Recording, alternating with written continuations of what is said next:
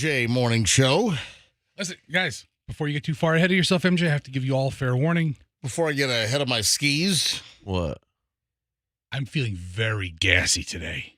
Oh, God. Very gassy. What the hell? Guys, Ew. it has been an awful night. It has been an awful ride to work in my car. Oh, my God. We're in a shoebox here. We're in a... If you guys want, I'll extend the microphone cord to the hallway and do the show from out there. Oh, my God. That's what I want to hear. Hey, Froggy, what about you? Is that what you want to hear first thing? I mean, I don't even crack the mic and say hello, and I got Fester with a gas warning. Well, Listen. It is a radio show. I say we name it Fester Fart Friday, everybody. Huh?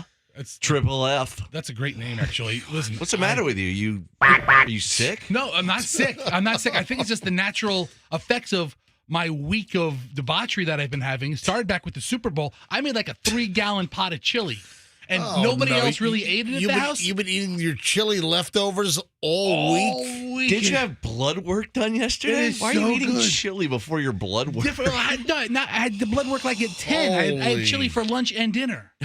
And lunch and dinner on Wednesday and Tuesday and Monday. Hey, Roxanne, thanks for joining us.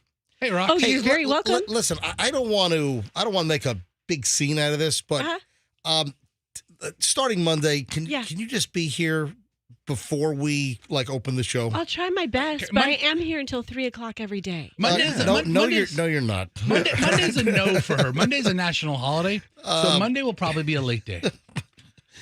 Welcome back, Rox. We missed you yesterday. There was okay. No, it just appears that you just stroll in at your leisure. That a hard 6 o'clock showtime doesn't really present. It is a hard time to get here. Oh, okay. It is tough. It really is tough.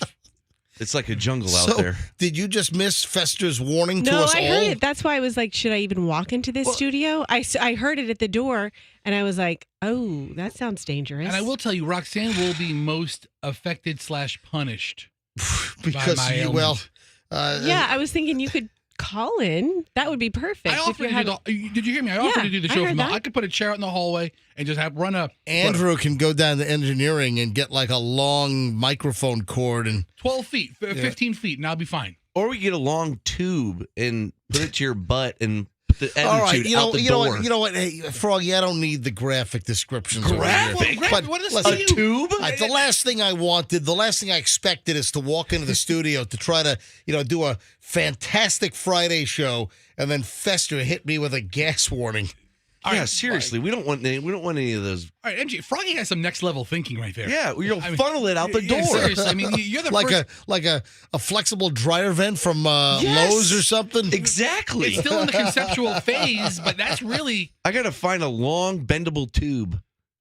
You're like the Elon Musk of... Yes, thank you very much. I'm about to buy my first soccer team, Manchester United. Oh, really? My God. Just $4.5 billion. Is he really? Listen, I don't know. You've distracted me so much at this point. Listen, my God. Ugh. This week at the Home Depot, if you've got flatulence, all you need is a dryer vent hose on sale.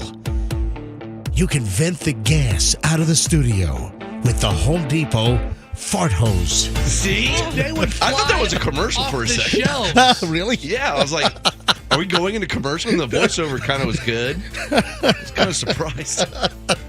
So where do you lead the fart hose out to? I'm sorry. All right. Guys, what is... I'm just trying to put this in... You're making a jingle for it. I'm trying to put it, it's still in its work through some of the conceptual quality phase. control issues. It's still in the conceptual phase, but we need some ducting. All right, wait a sec. I've got a new commercial for Home Depot. Oh, sweet. All right, hang on. Hit it again, Andrew. Let me know when you got it. Hit it. All right. It's Fart February at Home Depot. Yes. Oh, my God. It's Fartuary at Home Depot. All fart tubes on sale. Exactly. How many do you need? You just need one. I just need one. Big one. Oh, man. I bet you my dad has a good long tube in his garage. I'll look over the weekend. All right. I got my phone in the office. You know what I have on my phone? A picture. This pot of chili was so good, I took a picture of it. Oh, yeah. Hornets? I am so distracted. I have no idea what I was going to say. Yeah, can I go back to the fart tube? Because I have two things. Hang on one second. I had a whole list that I was going to go over in my head that I was going to open the show with about what was going to happen today, and it's all wiped out. I've forgotten everything. I'm totally distracted and derailed. Yes, Rox. Well, okay, if you could actually market it as something as a courtesy to the people you're in the room with, like us, to not offend us, but then also market it as a way to get back at people you don't like for where it's actually trailing off to. If I could have Funneled it into somebody else's studio. You're not friends with. But I like everybody here. No, not here. I mean, I'm just, you know how much too big I need to get to Pat George's studio?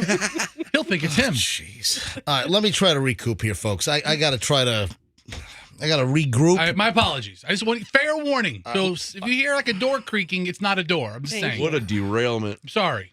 You've derailed the whole show. This could be worse than that Ohio thing with the Norfolk and Southern train. I gotta say that there is a lot of hazardous gas things happening tell this you, week. There's a lot. You could be more dangerous than that chemical derailment up there. I got a derailment for you. Yeah, well, can you hold on to that? Yeah. All right, so you're going to derail us even further this morning? That's what we do here. Okay, ladies and gentlemen, stand by. Roxanne's going to derail us even more. Next on the MJ Morning Show, just getting rolling on a Friday, on a fart day. All right, let's make this.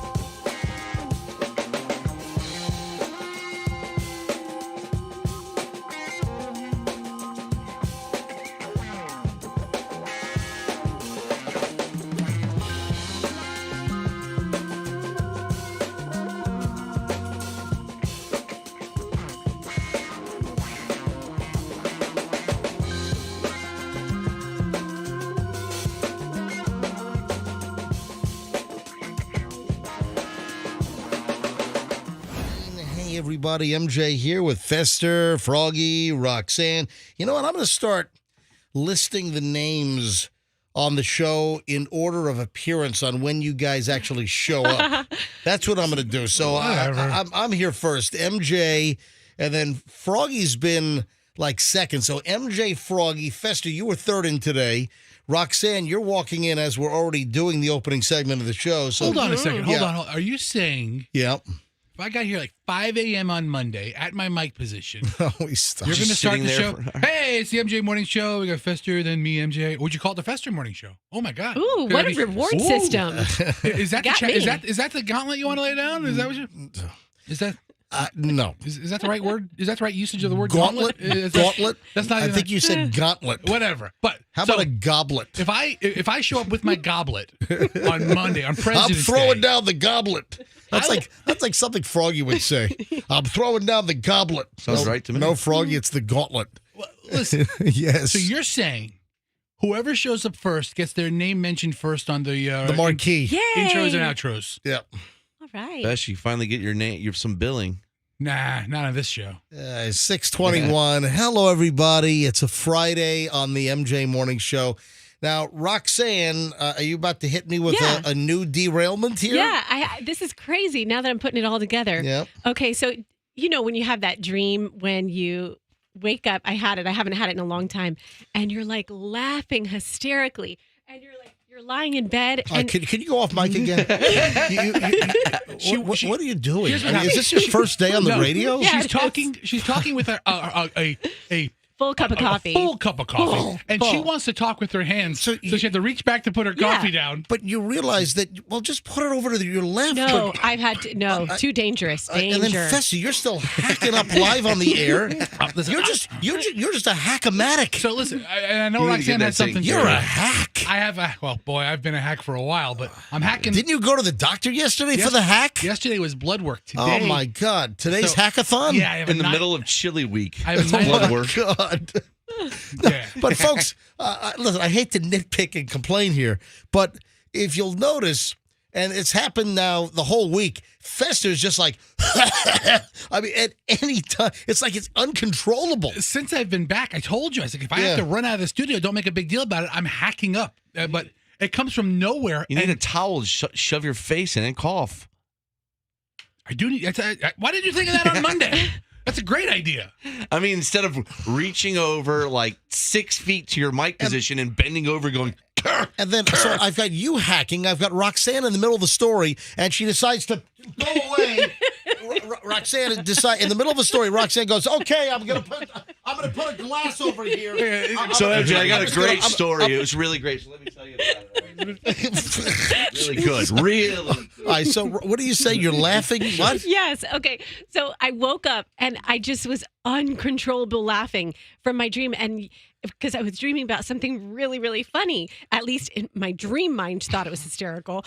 And when you're like laughing and you're lying on your back and it almost sounds like you're crying, you're just like, and are you high? I've never had a dream that made me laugh. I've never awakened laughing. You don't have that dream? No, I haven't had it in a while. It's like a great feeling. I mean, you're saying you wake up from a dream and you're in full boisterous laugh mode? Yes. What the?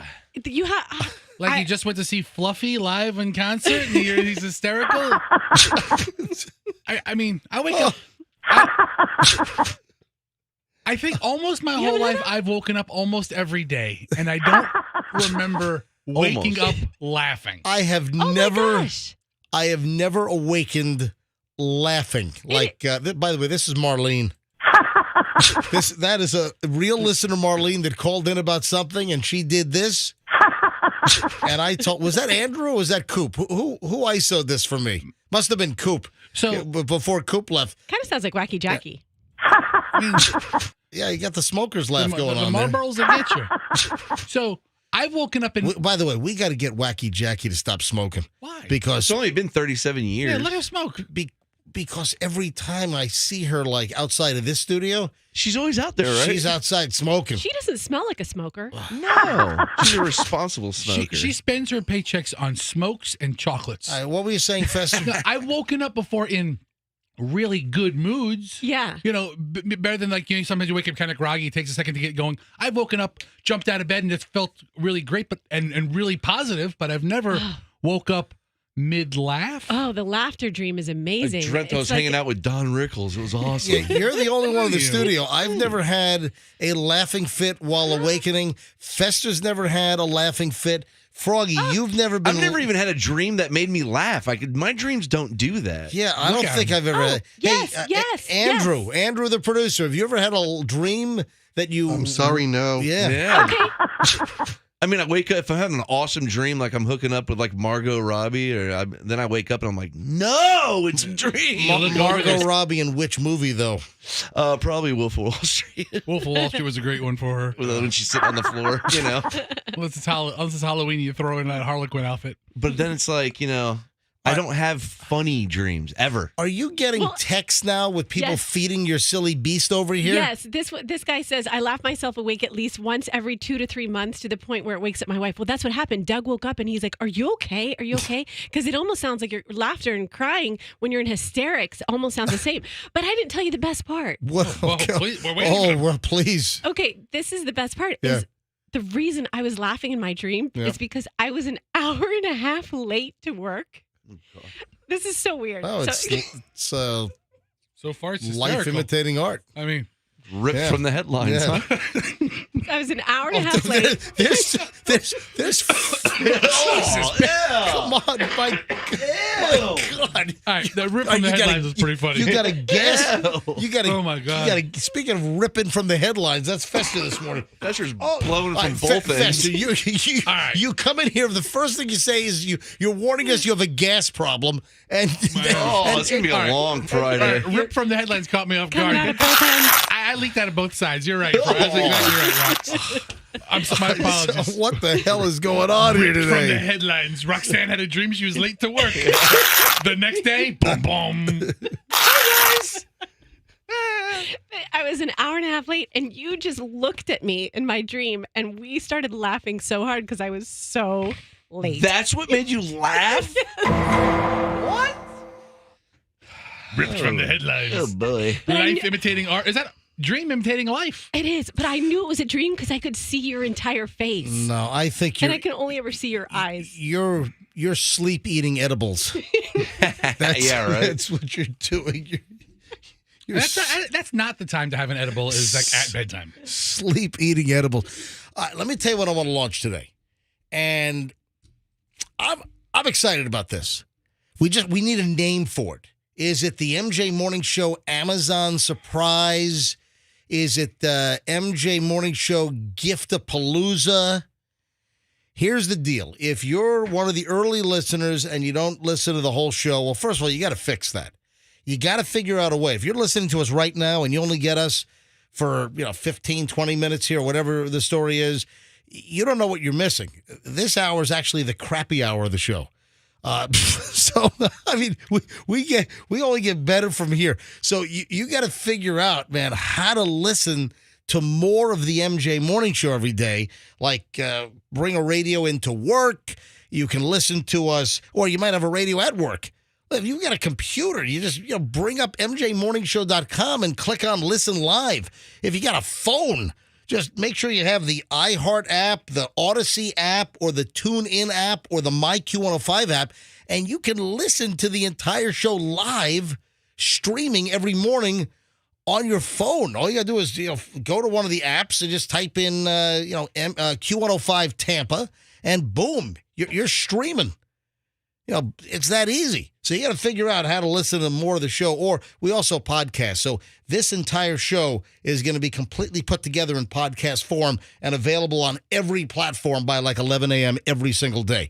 But here's what I want to do. We talked about this yesterday because I opened up a mystery Amazon package. Someone sent a package. It was an Amazon. It was the Amazon plastic, the white plastic bag. Yeah. So we get this package. It's Amazon, clearly. It's addressed to the MJ Morning Show.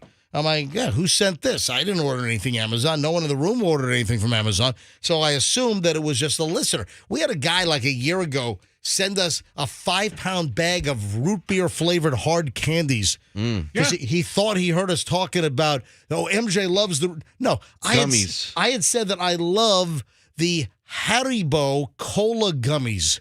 And this guy sent us a 5-pound bag of some like Dad root beer hard. It's a root beer barrel candy that's like famous for people in Pennsylvania or something. But listen, they were good. They were great. Oh, they were fantastic. It took us a year to get through them all, but they were great. A listener heard me complaining a couple of weeks ago that Fester never replaced the batteries. Yeah. The bunk battery. In our megaphone. Well, they're still working. Amazing. I mean, one whole day these cheapo batteries work. A listener heard this, and a listener sent us a 12-pack of, albeit the cheapest batteries available, sent us a 12-pack of Amazon Basics C-cell batteries to put into the megaphone. All right, we don't need the siren. To put into the megaphone. And did Kim tell you the police officer that that stopped you guys from doing that came to see you? MJ? You know, I got a text from your wife. Yeah. He just wanted to say thank you. Yeah, so, this that is guy. This is an interesting twist. Let me write that down. Hang on a minute. Hold on, I'm lost. What? I'll tell the story later on. I don't want to get it's to interesting. Yeah, it's interesting. I'll tell the story later on. But Kim, Froggy's wife, sent me a text yesterday. A Tampa police officer showed up at the wrong studio because we're not on Gandy anymore. We don't work for that company anymore. We're here in St. Pete working for Beasley with the return of the MJ Morning Show. So hold on. We'll get to that story later on. But today, we're going to officially launch, but we need a name. Is there a better name than, I'm trying to think. MJ Morning Show Gift-a-Palooza, MJ Morning Show Amazon Surprise? Hold on, MJ, I have a couple of thoughts on this. And Fester doesn't like this. no, I want to... Fester's the one that he's kind of championed this because the idea is that we do mystery unboxing. Right, but I don't want See, the deal is you, the MJ Morning Show listener, you just send us stuff. Okay. You send us random stuff or things that you think that we like or need. Or would be funny or stupid or whatever. You go on your Amazon account or, well, listen, wherever. Any platform. Anything online, any kind of online e-commerce, and you send us stuff. And we'll have like a whole pile of packages and boxes sent to us from listeners, and we'll just do a segment maybe, I don't know, once a week, or it depends on the volume, where we just start unboxing stuff that listeners send us. How about we call it MJ Morning Show Randamazon? Random Amazon. Yeah. It's kind of Randamazon. You know what? I like it. I'll put it on the list. Okay. I'll put it on the All list. right, but we need to come up with it. Maybe a listener has a better name. I was thinking like mailbag morons or... Let's why call are you gonna call them morons? Yeah, don't call them morons. They're sending us gifts. We're the morons. We're the morons. Or dummy deliveries. But that's the premise. So I'll tell you what, we're going to start this next hour. Sometime next hour, we're going to have our crap together, and we're going to launch the MJ Morning Show Gift-a-Palooza. We got to come up with a better name for it, where you, the listener, you just send us stuff, and then it's like a mystery segment. I mean, mystery mailbag is great. You know, something like, next week, we got 3 packages that have arrived. Let's open them up. Let's see what listeners have sent us. How about Amazon or yawn? Because if it's such, you'll just yawn at it. Thank you. Stop it. That's not bad. I mean, Amazon or yawn? Yeah, because if it's awesome, it's. How about we combine the words Amazon and amazing and call it amazing? All right, that didn't work. How about you stop breaking into your, what is that character's Hal name? Herman. My name was Hal Herman. Yeah, stop breaking it to Hal Herman with no explanation. All right, I'll be back later. All right. All right. So Thank you, Hal. we'll come up with a name for it. But MJ, the premise of it has to be the listeners send us what they want to send us, not you saying, I need an 85-inch TV. And then they get something like But that. I think that's a wild card every once in a while to see if I say send us an 85-inch TV, will somebody really ship us an 85-inch TV? And what if we got 10 of them? Well, that's fantastic Well, then. We're in business. Exactly. Off the back of a truck in a mall parking lot? I set up at a corner Chevron station Right? on a Saturday. You know, right next to the guy selling the awful rugs. All right, hang on a with a minute. tiger on it? Yeah, exactly. I've got questions about that All guy. right, 6 or a box of steaks or something. All right, 6:34. It's the MJ Morning Show on Q105. We're back with early morons in the news next. Good stuff.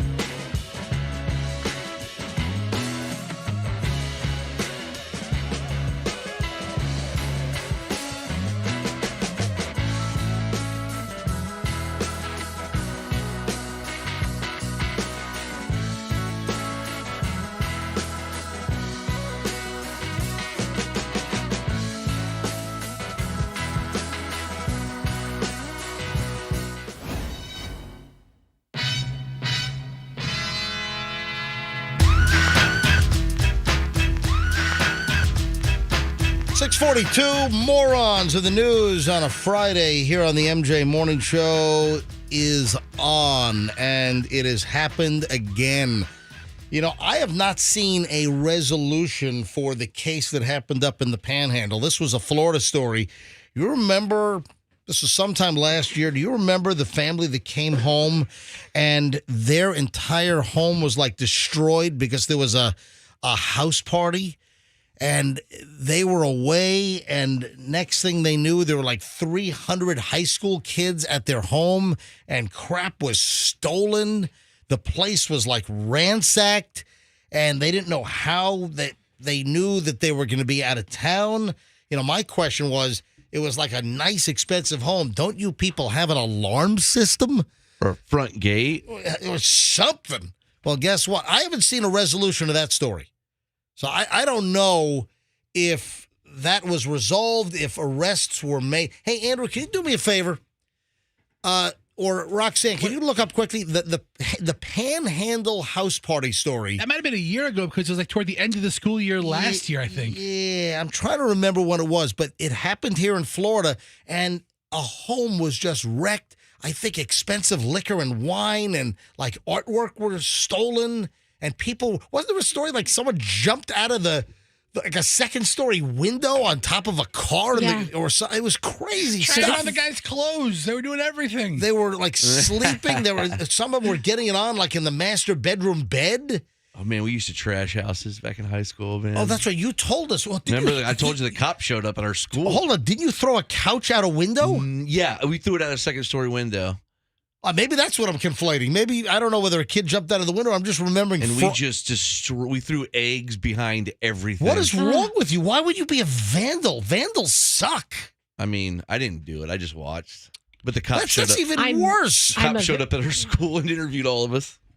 My God. You didn't snitch. Well, the reason why I'm bringing this up, and Fester found the story, teens throw illegal party in $8 million Walton County home. Oh, my gosh. Yeah, it was in Seaside. You know, you have Niceville, Seaside up there in the Panhandle. Wow. An $8 million home in the watercolor community near Seaside was broken into and damaged over the weekend. According to the Walton County Sheriff's Office, video released by WCSO shows hundreds of teenagers fighting and partying inside the luxury home. Fighting? This was they were holding boxing matches. It was they were. Oh, I used to do that, too. There was video. Right in the middle of the living room, they'd make a round ring and start fighting. This was last June. It was June of 2022. The reason why I'm bringing that up is because it's happened again. This time it's a Texas family. Texas family comes home to find their house destroyed by a party. These people have alarm systems. A Northwest Austin family wants to know, I mean, is this not a commercial for making sure you have an alarm system in your house? How does ADP not like just show footage of this and buy a Super Bowl Safe ad? and sound. Dun, dun, dun, dun, dun, dun, dun, dun, dun, dun. Yeah, they use that safe and sound music in the ADP commercials. All right, listen to this.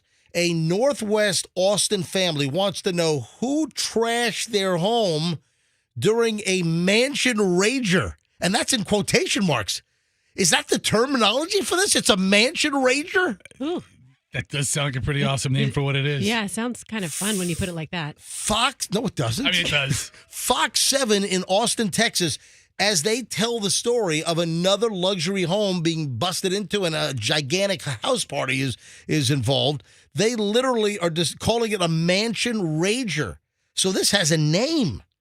And this happened while a family was away. The family said no one was invited to their home, but hundreds of kids showed up and made it their own for the night.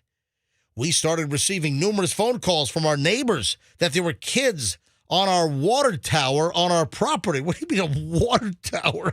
Man, these people had their own water? I mean, $8 million house. Of course, I'm gonna have a water shower. That's awesome. There were cars up and down the street, and kids were hopping over the front of our fence. He quickly drove to his home to see what was going on. When I came into the neighborhood, there was just car after car after car trying to flee the scene. Oh, wow. According to the homeowner, he said that he was shown a flyer that said Mansion Rager with an address on it. Oh, my God. It had apparently circulated on Snapchat. but no one was invited by him to come to his home. A flyer with the address of the house advertising. So how are they getting the intel that a family or the owners of the so-called mansion that they're going to be out of town and someone's got to break into the home? Yeah. I mean, maybe like you have like a dog walker or But something? again, I ask the question. These are expensive homes. Why aren't they putting their alarm system on? Or is it an inside job? You just said a dog walker or Yeah, that's a good point. Somebody who has access to the house or even through a couple of degrees of separation. A high schooler, though? No, let's say your dog walker is a trusted professional dog walker, and they say, "Oh, I have to go to the Jackson estate a couple of times because their $8 million house will be vacant because they're on vacation." And then their kid tells another kid, and tells another kid, and then suddenly it's well removed from the dog walker. But that's how it got out. I think you just solved this crime. The homeowner says it was horrifying. I mean, it was just unbelievable, total violation of one's privacy. When he pulled up to his home, the gate out front was broken. So was the garage. All the lights were on. Front door was wide open. They had beer cans, the seltzer cans like White Claw. Oh, my God, Dig Dug was there. I saw that they had thrown avocados at the wall. There was... What are you laughing at? I mean, it's better than eggs.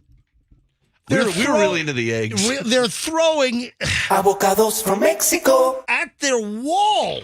That's not avocados funny. aren't going to explode. Imagine your home is invaded and destroyed by a bunch of partying teenage monsters. Dude, I'll start raging. I would just lick the wall after that. Avocados are delicious. You have a soft, really overripe avocado. Maybe it will explode. And you hurl it.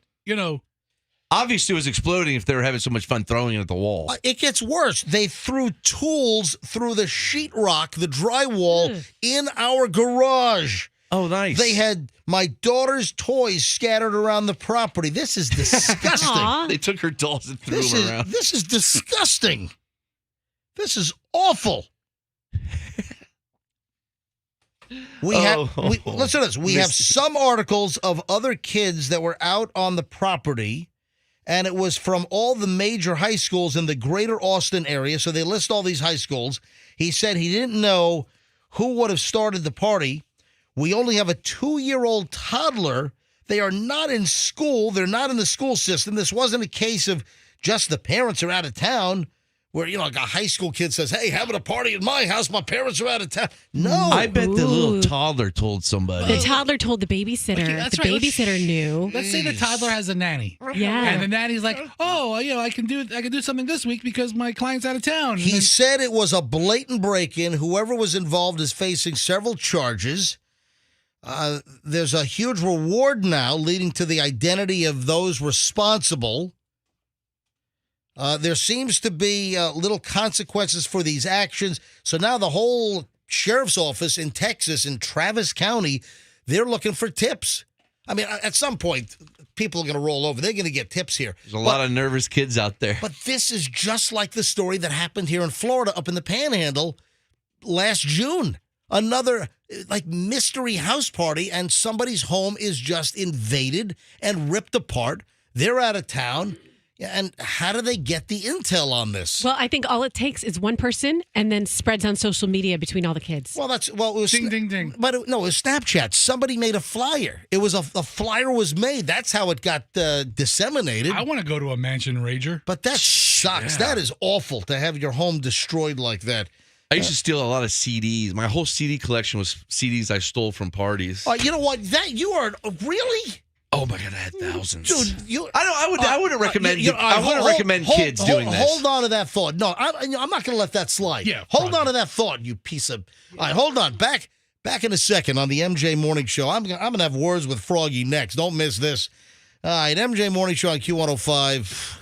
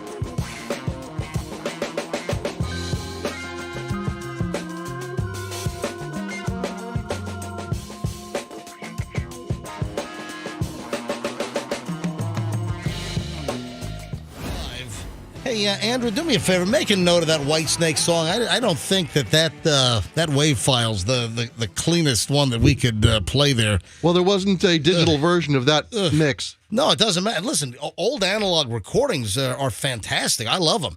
But I'm just saying that's got all kinds of artifacts and remnants. Looks like it came off, some crappy MP3 players with that. Actually, it probably came off a cart. Maybe so. Probably did. You got the MJ Morning Show. I'm just saying, let's make a note of that. Let's get a better copy of Whitesnake. Here I go again in the computer. All right, 7:03. It's the MJ Morning Show. And Froggy, I'm really, really disappointed in you, dude. Well, that was the old me. Dude, you got to make amends. No, it's not. You're still pretty darn reckless. All right, if you're just tuning in, if you missed what just transpired, we did a story last segment about another one of these crazy house parties, and this one happened in Texas after we told a story last June about a house up in the Panhandle, $8 million house, family out of town, and it turned into like a weekend party. And the family had no idea how it happened. All kinds of crap was stolen. Then it happened again in Texas. And what was it? It was described as a mansion rager. Mansion rager. A flyer went out via Snapchat, and hundreds of kids just trashed the place. And then, Froggy, you just admitted that you went to mansion ragers when you were in high school. I'm sure all of us did, right? I remember when we talked about the Panhandle story, you admitted that you and your friends threw a couch out of a second-story window of some stranger's house that It you wasn't showed a up. stranger. It was our friend's parents' house. But it was their house. She went to another school. Well, that's awful. Yeah. But And then, it was awesome. but then, jeez. I mean, the way the couch broke, it hit the ground All right, and really? buckled in half. It was really cool.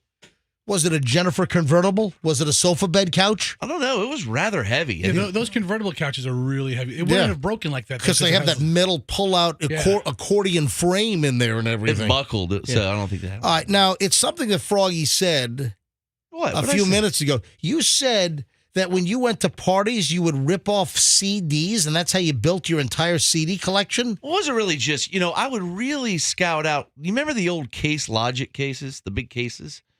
I wouldn't just steal a CD. I'd steal a case. Dude, you are horrific. Dude, I'm trying to get my I'm trying to broaden my horizons. Dude, what am I that going to go do? Buy a bunch of CDs? Yes, that's thievery.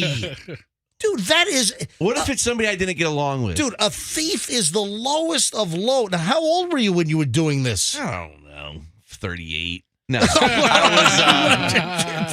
was in high school. I was like 17, 18. Oh, man, that is all. Didn't you learn? Didn't your parents teach you morals? Of course they did. My parents raised me the right way. I and love you're- stealing CDs. And you're stealing the Case Logic deals. That's where you took the CD out of the plastic jewel case and you put them in those little vinyl sleeves and you had pages of CDs. I had so many of those in my car that the plastic started melting to some of the CDs. Some of them got ruined. And I thought about reaching out to Case Logic and saying, listen, your cases that I'm stealing aren't, your plastic's melting in it. You're going to call the Case Logic customer service hotline? They ruined CDs. Yeah. Hi, this is Froggy. I'm sorry, back then you were just Michael Kuzmano. I was Kuz Yeah, back just then. Kuz back then. Yeah, I was at a house party and I stole one of your Case Logic CD cases with 26 CDs inside. And we're in Florida here, and you know what? You need to field test these things a little better because the plastic's melting. What is wrong with you? So I'll admit one thing to you. Yes. One time, Oh, jeez. I stole a case of CD, and I hope if the kids are listening, kids, don't do this. But I walked past a random car whose window was down, and they had two Case Logics like that big, On the right? visor? Were they on the, some people have their CDs like on the visor, They were sitting on the driver's side, on the passenger side seat where the window is wide open, and I just go, this is an opportunity. You're lucky you didn't get 2,000 CDs. I want my got discs back. 2,000. Yeah, Andrew might have been the victim on that. You are lucky that you weren't shot. I am appalled. I reached in the car Listen, and this is not okay. I know it's not okay. I was a little kid. You need to make I'm amends. much more responsible. You need to make amends. Okay, I'll give away my CDs.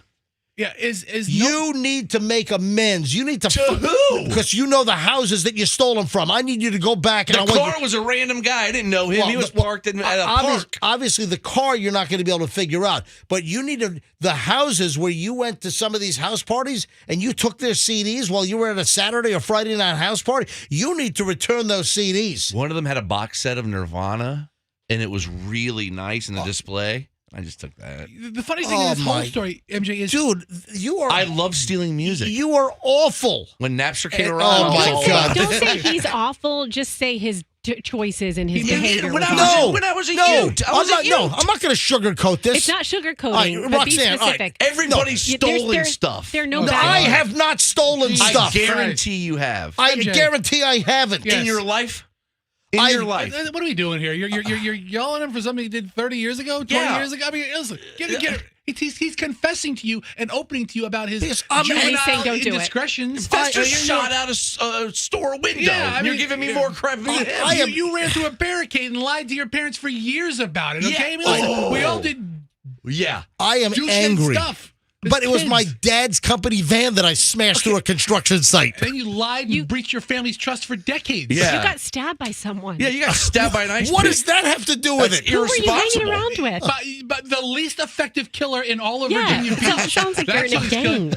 The crazy part about this whole thing is Froggy's telling kids not to do with it, and any kids listening probably have no idea what a CD is. Of course not. Yeah. Of course. Don't steal 8-tracks. Of course they know what a compact disc is, Nobody a CD. uses them. My kids don't. They know what it is. Dude, my kid found my collection of old On the Grill CDs and uses them like for frisbees. Pew, pew, pew. I'm appalled. Little frisbees. Guys, I'm oh, man up, you weenie. I know you've stole something in your... Get one of your buddies on the line. I know you had at least one friend. I did not steal anything as a kid. Fine, okay, great. Well, then you're a little sweetie pie good boy. I'm going to put a big lake of water out there. You could walk across it, and fine, you're perfect. Okay, great. You rip on Froggy. I'm appalled. Never done drugs. So, Frog, that's right. That's exactly. Yeah. You know what? I'm proud of that. I've never done drugs. I'm just going through I your am list. proud of that. I've never met anybody who needed drugs more. God, why don't you lay off, man? Yeah. What are you, my mom when I was 16? Why don't you chill? Yeah. You are just a series of great choices, MJ. This just viscerally hit me. I don't know why. That you just were ripping off people's CDs. That's It was terrible. just CDs. Yeah, I mean, okay. Froggy, don't share any more stories. MJ's reaction is disproportionately moronic And compared then, to what's going on. and talk about moronic. You shot out the windows of Cash and Carry with a BB gun. I did 1,000 things. 1,000,000 things. Yeah. What is wrong with you? Dude. Andrew, do you have an opinion about something you want to say? My question is, do you feel remorse? Well, I've never felt... Guess what? He doesn't even know what the word remorse means. I'm not sure I've ever felt He's that. looking it up right now. Did you take it to confession at Tampa Catholic? Yeah, I'm sorry. Forgive me, Father, for I have sinned. This weekend I went to a Mansion Ranger and I I'm stole a sorry. Nirvana box set. I'm angry. And listen, I've never done drugs. And you know what, Roxanne? You're trying to make me sound like I'm not cool. Square. Yeah, I'm a square. Stating a fact. I'm happy. You are making yourself sound like a square. And then as far as my father's van that I smashed through a construction site, it wasn't a stranger's van. Listen, just because we're on Shore Drive in Virginia Beach, heading east over the Lesnar Bridge, and Mike Trafton, who was in the Mad Van, that's what we called it. It was a Dodge Maxi van. It was like a 1979 Dodge Maxi van, right? And it was the extended one. It was huge, and it was my dad's company van. And we were using it because we moved the couch for Doug's mother's friend. Oh, right. nice. So we had the van, and we're driving. And you know how they have the lane closed and they have the traffic cones and all the barricades that slowly taper the lane off and then they push you to the other lane? I've never seen barricades before. And then Mike Trafton. So it was Kyle, Mike, and Doug in the Mad Van. That's what we called it. And Mike said, "Hey, I dare you to smash your dad's van through all these construction barricades." It wasn't a dare. That's the dumbest thing I've ever heard. I was 16 years. We were all 16 years old. I had my driver's license for maybe 6 months, 7 months. And Mike said, "I dare you to ram the van into all those barricades." And I don't know what. Listen, your brain is not fully developed. Males' brains are not developed fully until they're 28 years old. And you're giving me crap. You know and- what I would have said? I would have said, "Doug, you're dumb. I'm not doing that." So I veered over, and the next thing you know,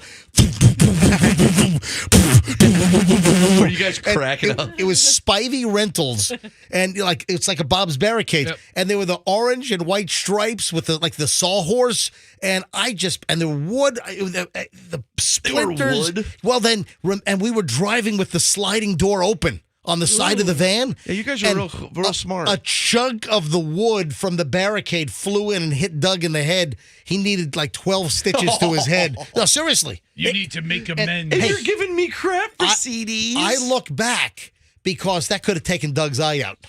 You guys could have got killed. You could have flipped that thing. Oh, there's no doubt about it. All right, I just looked up the address for Spivey Rentals. Yeah, they were in Chesapeake, Virginia. Yeah, you need to make amends. Yeah, call Gary up right now. You need to make amends. That's We did this years ago.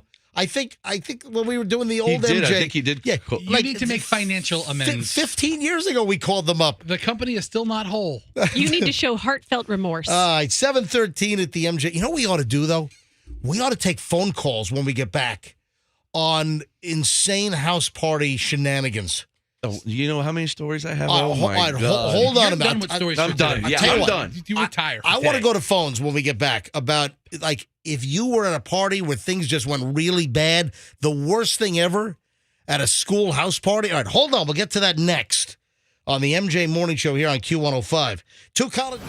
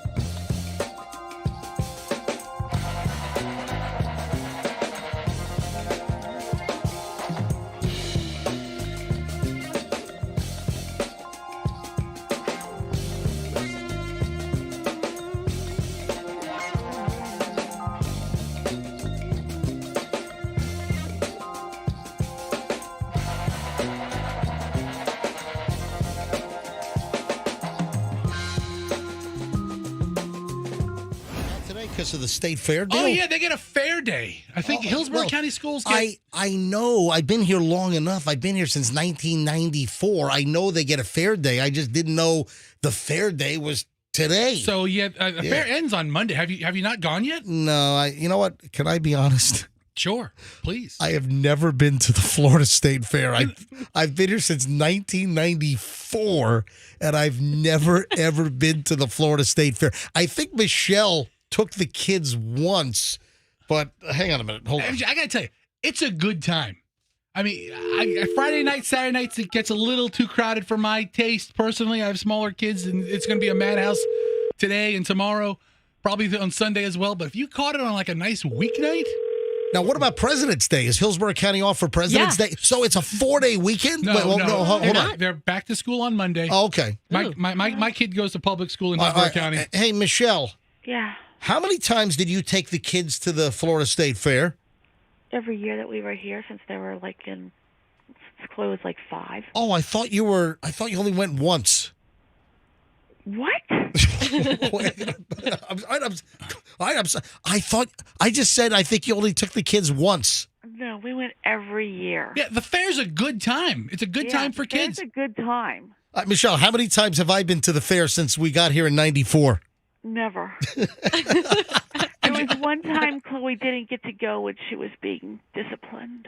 That's right. Chloe got in trouble, and you were taking both Julian and Chloe to the fair. And my parents were here. You're right. And then Chloe was doing something like, don't do that again. And then she was testing us. What she was doing. What was she doing? When kids are little like that, they love bubble wrap. And so whenever we would get a package that had bubble wrap, we would let them jump around on it and pop it and whatever. And you were working, and we were getting ready to go to the fair. And so you said, all right, Chloe, that's enough. Let's throw it away now. And so I threw it all in the trash, and she still had a little bit of it. She kept doing it. And he said, Chloe, I told you already. This is your second warning. Stop it. You go get ready for the fair. And then you went and picked up the rest of it, and you put it in the trash. And you said, you do it one more time, and you're not going to the fair. And she tested me. She pushed my button. She tested me. She popped the bubble wrap again to test me to see what I would do. And guess what? That's right. I yanked the fair out from under her feet, and she didn't get. And guess what? That taught her a lesson. And did she do that kind of misbehavior again? No. Yeah, now she's popping bubble wrap behind your back. You have no idea about your kid's bubble wrapping popping habit. Great. I forgot that you took them every single year to the fair. Because we always had off. We had it was parent-teacher conference day, and then we had off. So we went every year. All right. And I have never gone, ever. Never. I won't leave you alone on that, MJ, because my daughter, she's off today. Daviana's off. So my sister and I share a nanny. So my nanny invited me to take Daviana, the three of us go to the fair. And I just text her back. I was like, okay, I'll see about that maybe. And then she told my sister, yeah, I think your sister might go to the fair with me on Friday. She goes, what did she say? She goes, she said maybe. She goes, well, maybe's a no, because I don't think Rox has ever been to the fair. And listen, I don't. Yeah, I mean, I like it. I just don't. I don't get a chance to go that often. It's awesome. Yeah, the fair's a good time. Me and Fisher went last year. It was great. Yeah. Now, I would imagine today's going to be a madhouse, right? If Hillsborough County schools are out today for Fair Day, it's going to be like the worst fair traffic jam ever. On purpose, they let the kids off. I know, but it's got to be a very busy day. So today's a busy day. Tonight's going to be a really busy night. And I know Hillsborough County Sheriff's Office is doing everything they can to keep it as safe and controlled an environment as possible, because there's been issues in the past at the state fair. Oh, yeah. All right, Michelle, I got to run. I think, I'm not 100% sure. Yeah. I think Plant City kids are in school today, and then next month they get a Strawberry Festival Day. Oh, okay. And then you're saying that Hillsborough County schools are open for Monday, President's Day. Yeah, I got the text from my kid's school that Monday's an early day for them. He's in elementary school, but it's a school day. So, well, guess what? Monday's an MJ Morning Show work day. We're doing the show on Monday. It's like, I think our office is off. Yeah, it is. Our office takes off every bank holiday. They close early today, too, I think. Yeah. Oh, yeah, there's a memo out that the office is closing at 3:00 today. Yeah, we're working. We're going to have a full-blown show Monday morning. We are live here on the MJ Morning Show. All right, I want to go to phones on this. I don't know what kind of phone calls we'll get, but typically we've got luck. I want to take some phone calls about any party that you remember going to as a kid. So any like house party, and what really bad happened? Anything get broken, destroyed? Were you at a house party where hundreds of high schoolers showed up and it just turned into a gigantic mess? Now, Fester, what was your idea here? Do you want to add anything to it? No, but I mean, you were talking about Froggy, and here you are. I got to admit, I think you were a little heavy-handed on your berating of Froggy from something he did when he was a youth. Yeah, right. It's a little much. That would be a ute. What's a ute? So I was thinking, listen, MJ, you would be amazed if you went to the lines and our listeners, let's say they're in their 30s or their 40s or their 50s or They confess, maybe? or their 80s, and something just nuts ass ridiculous All they right. did when they were House party confessions. high school house party confessions. High school house party confessions. Something you witnessed, something you were a part of. We're talking about one of these weekend parties or, the parents out of town. All right, let's go to phones. 800-990-1047. 800. Dude, Fester, you got it. You're coughing I your offered head to off. give him Keep going. All right, 800, because you got to go to a doctor, man. I got one today at 9 o'clock. All right, Keep going. 800-990-1047. So give us a call. Tell us your high school house party horror story. Oh, I love alliteration. That's some serious alliteration. Yeah, no kidding. High school house party horror story right now. What did you see? What did you witness? Froggy confessed that he used to steal CDs at all the weekend parties. And that was for my personal gain, but I also destroyed stuff. Do you know how many listeners we have out there right now, MJ, who in the back of their minds and hearts are horrified by something they did? That triggered me, by the way. When Froggy said that he used to steal CDs when he went to house parties, that angered me. Yeah, what are you going to do about it? All right, look at the phones. Every line is jammed. Because everybody's done this. All right, Phil is in Arcadia. Hey, Phil, you're first up. MJ Morning Show. Hi. Hi, MJ. This is Phil, 813-310-8444. Hey, all right, Phil. Shut up, Phil. That's Fester's phone We number. know that number. I thought he was going to give out his number. I love you, Phil. All right, so hold on, Phil. Phil, why did you just blurt out Fester's cell number? Because I'm the guy who wrote the song. Oh, you're the guy that wrote the song. Oh, you're Phil, 813. Oh, okay. 310-844. 813-310-8444. Yeah, that's awesome. All right. All right. Thank you. Phil, by the way, I thought that was a masterpiece. Yes. All right, thanks. You're welcome, buddy. Back in 87. Let me play this a little bit. Hold on one second. Yeah, for those that are wondering, Phil wrote this song here about Fester's phone number, which Froggy's been giving out for like a year and a half now. So Phil wrote this just a little bit. Fester, you are just so rude. And then, of course, it goes 813-310-84444. You get the point. I don't think we need to hear anymore. Thanks, Phil. So, Phil, what happened? Okay, I was at a party in 87. I was 17, and everybody was drinking. And I was actually toasted, and I was wearing these mirrored sunglasses sitting in this girl's living room, and she was throwing a small pumpkin, and she hit me square in the eye and broke the glasses, and I had glass. I just happened to actually close my eye, but I had glass shards all over my eye. My God. And I could have went blind, but my friend brought me up to the bathroom, and I got so angry I put my fist through her wall, and he just moved the painting and covered the hole. But there was a problem with this guy, John, and he was threatening this other guy, Sharky. Oh wow, this is like love high school outsiders. This is like cool. Oh no, it gets a lot better. So Sharky shows up with his cousin. John wasn't at the party, and Sharky's cousin they ring the doorbell. I answer the door, and the guy's got a gun in his hand. He goes, "Where's John? I'm going to kill him. He's threatened my cousin." I'm like, You guys are in high school? Yeah. Yes. I was senior year of high school. It was a Halloween party. Where was this? Where did it happen? Well, I'm from Jersey. It was in Richfield, New Jersey. Yeah, I was about to say it wasn't Arcadia, that's for sure. Did anyone end up getting shot? Well, it turns out John wasn't there. So the guy's like, "Oh, we're going to go to John's house." So the two of them left, but they showed up with two girls, And the guy with the gun goes, "Oh, you're cool. I want you to guard our girlfriends in this bedroom." So I'm sitting in a bedroom with two hot girls that I can't do anything with because Your eyes are all bloody.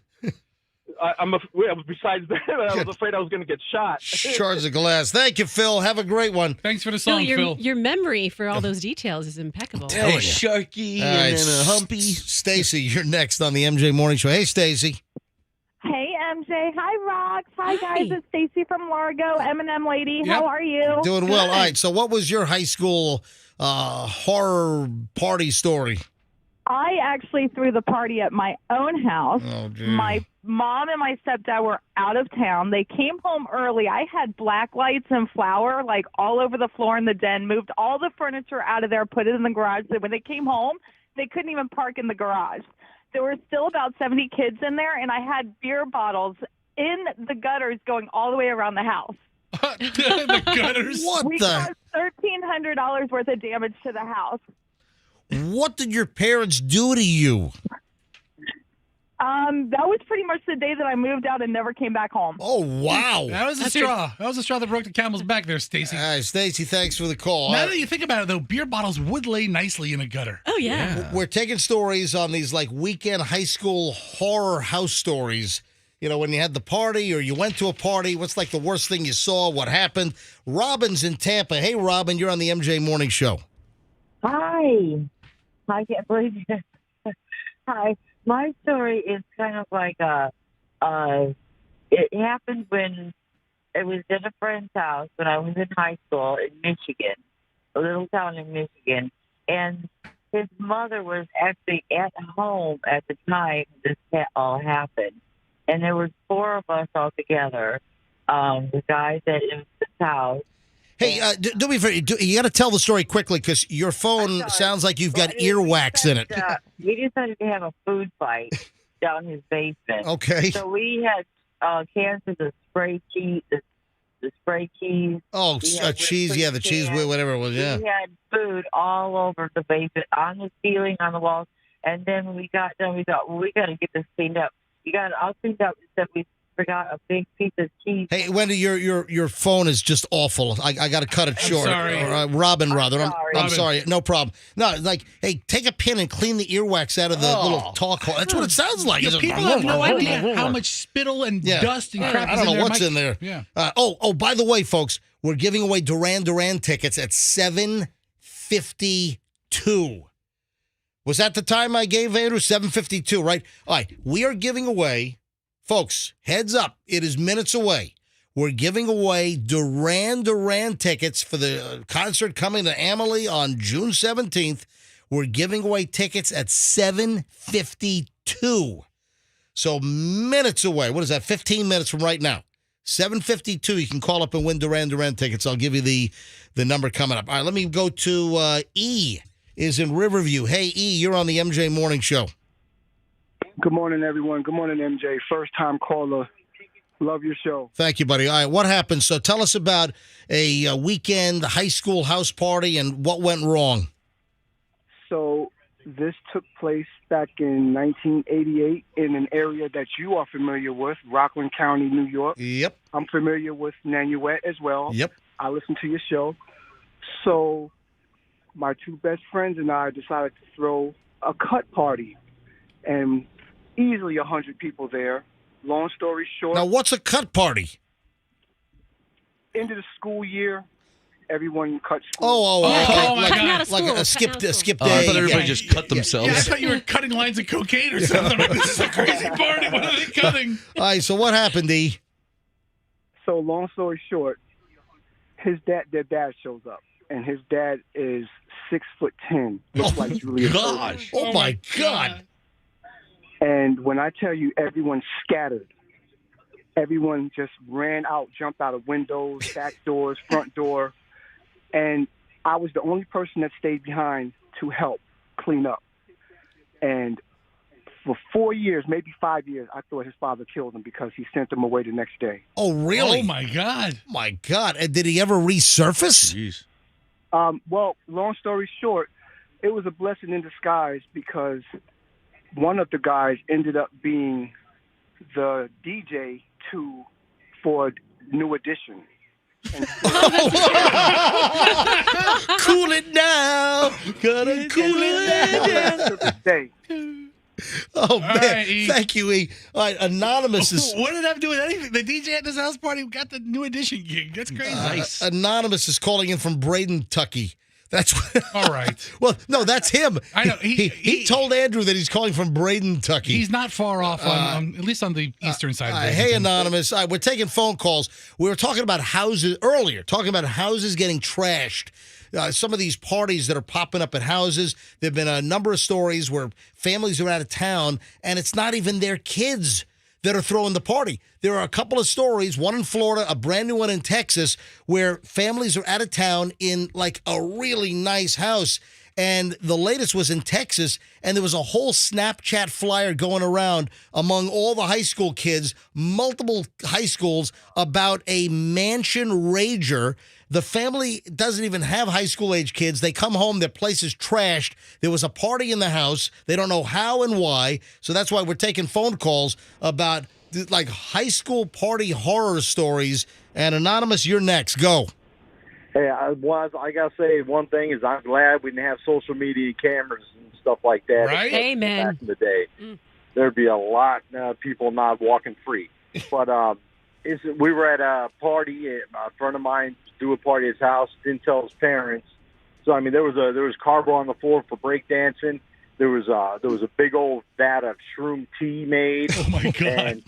And it was pretty wild. So I was sitting there and we're doing bong rips, and well, you know, as you know, Froggy, you know, you get cotton mouth and everything, and I didn't realize the person sitting next to me had a big old metal, you know, tall tumbler of shroom tea. So I cotton mouth, I grabbed it, I drank the whole thing. It was full. Oh my God! Yeah, the party got pretty wild after that, especially when the parents showed up and kicked everybody out. So everybody loaded up in all the cars and all the trucks, and we all took off to a cemetery, because that was the closest place to go to hold everybody. Sounds exciting. Thank you, buddy. Sounds awful. Sounds like Braden, Tucky.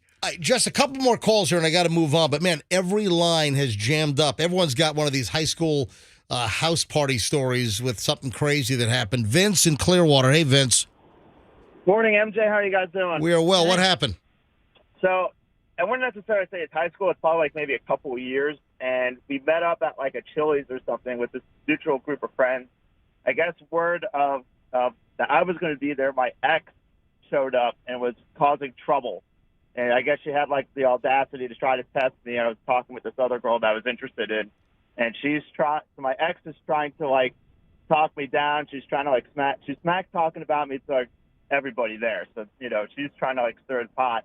But she comes up to this girl that I was interested in, and we were sitting at the table near each other. There was ketchup. We had our sodas and stuff. And when she started to open her mouth, I pretty much just took like cups of soda and everything, and like was throwing them at her. I took the ketchup, opened the ketchup bottle, sprayed her with ketchup. Everybody was like in shock, and I was done for the night. I paid for my tab. I had a little job at the time, so I paid for my tab and stuff, and you know I was done. But I basically just did not let her have it, and I just dumped everything and anything that I had available to me on her. So she definitely came home smelling, you know, like burgers and fries, condiments, sodas, delicious. Yeah, the whole thing. Thanks for the call, Vince. Wendy, Crystal Beach. Wendy, you're on the MJ Morning Show. Hi.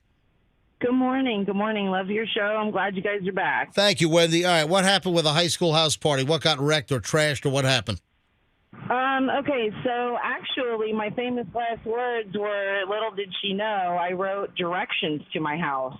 And apparently somebody had copied them in the high school library, and they got passed out to whomever. No, hold on. Why did you write directions to your house?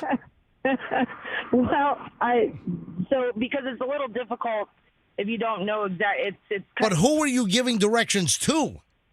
Well, a friend. All right, so this was just an innocuous thing for a friend to come over, then somebody took the directions to your house and turned it into a house party? Yes. Oh my. Well, I knew I was going to have a few people over, but not what. All right, so how many people showed up and what happened? There was, I was a teenager, but I would say there was several hundred people that came from Tarpon Countryside and Eastlake High School. And did anything happen at your house?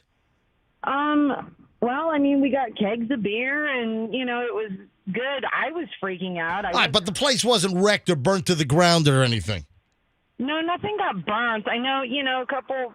I don't know. They trashed the neighborhood on the way out. There was garbage all the way on the way going out. You ever find out who copied the directions to your house and turned it into a house party? I had an idea, but there were so many people there, it was unbelievable. Thanks for the call. All right, 2 more. We got to move on. And Duran Duran tickets in minutes.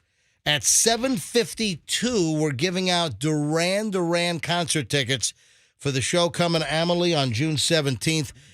2 more, Sandy and April. Then we're moving on. Sandy in Largo. Hey, Sandy, MJ Morning Show.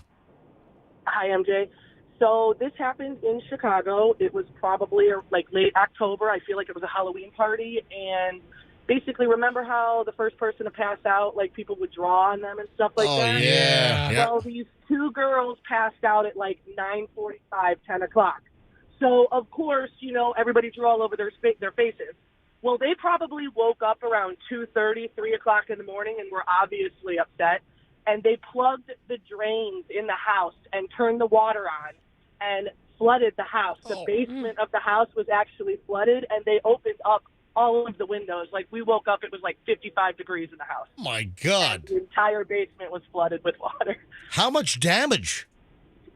I honestly, I don't know. I never had been to the house before, and it was considered a mansion back then. I mean, we're talking, it was like the late 90s, early 2000s, so it was a really nice house. And I mean, I know they had to replace their basement floor and everything. So, but Sandy, thank you. All right, last call, April in Newport Richie. Hey, April, you got the final say on these house party horror stories. April, you're up.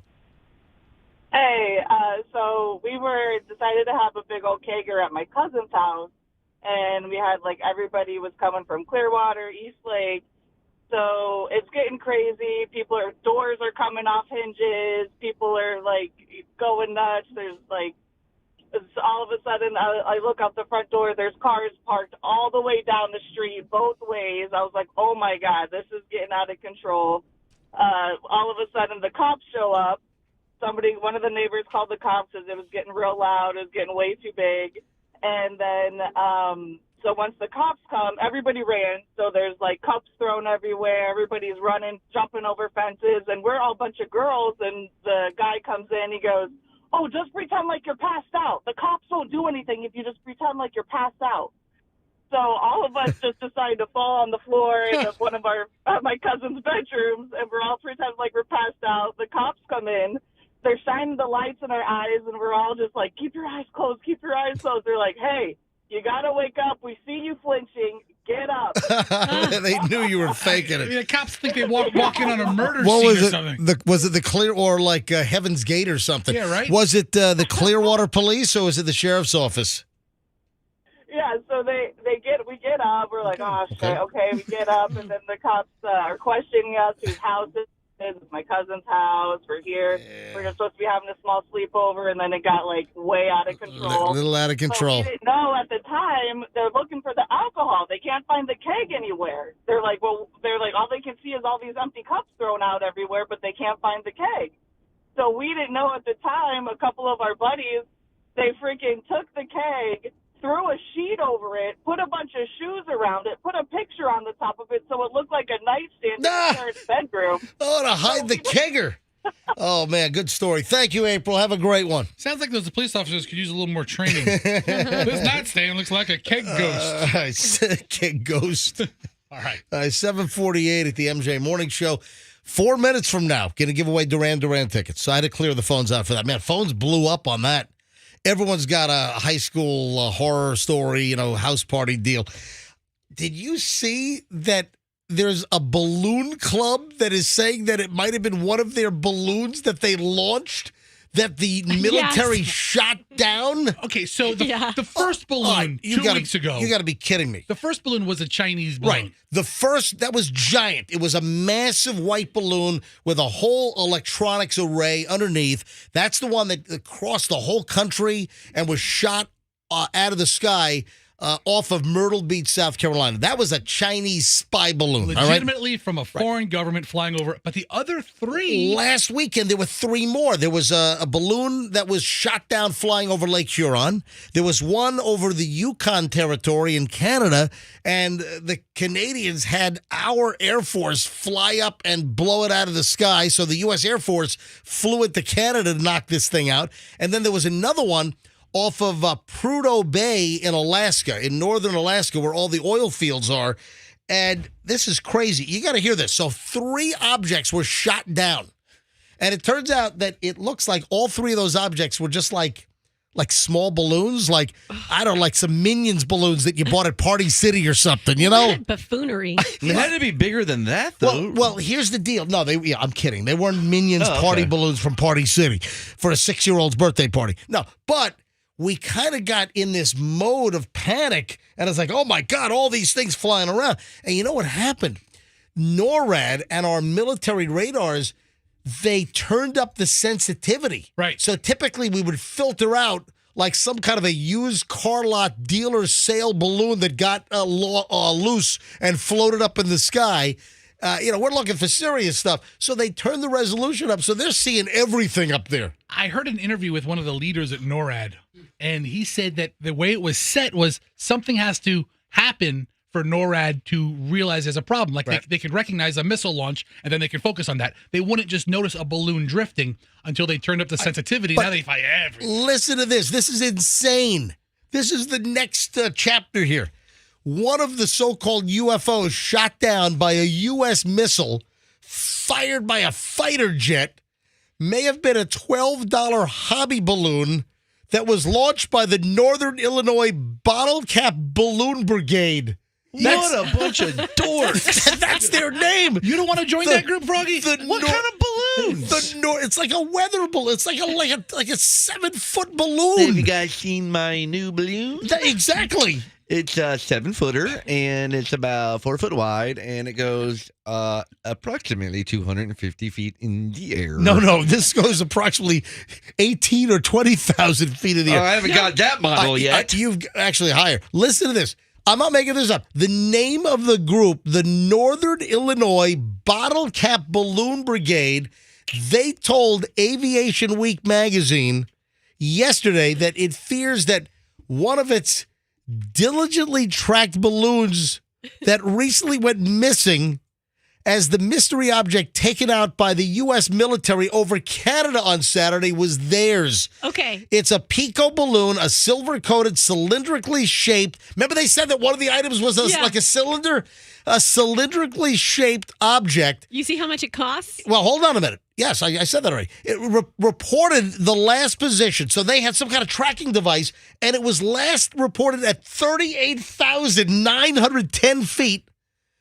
I'm on their website. And they're showing... There's the guy holding the cylindrical device on the website. Oh. It looks like it has a little solar panel for power. That is insane. They have got like 18...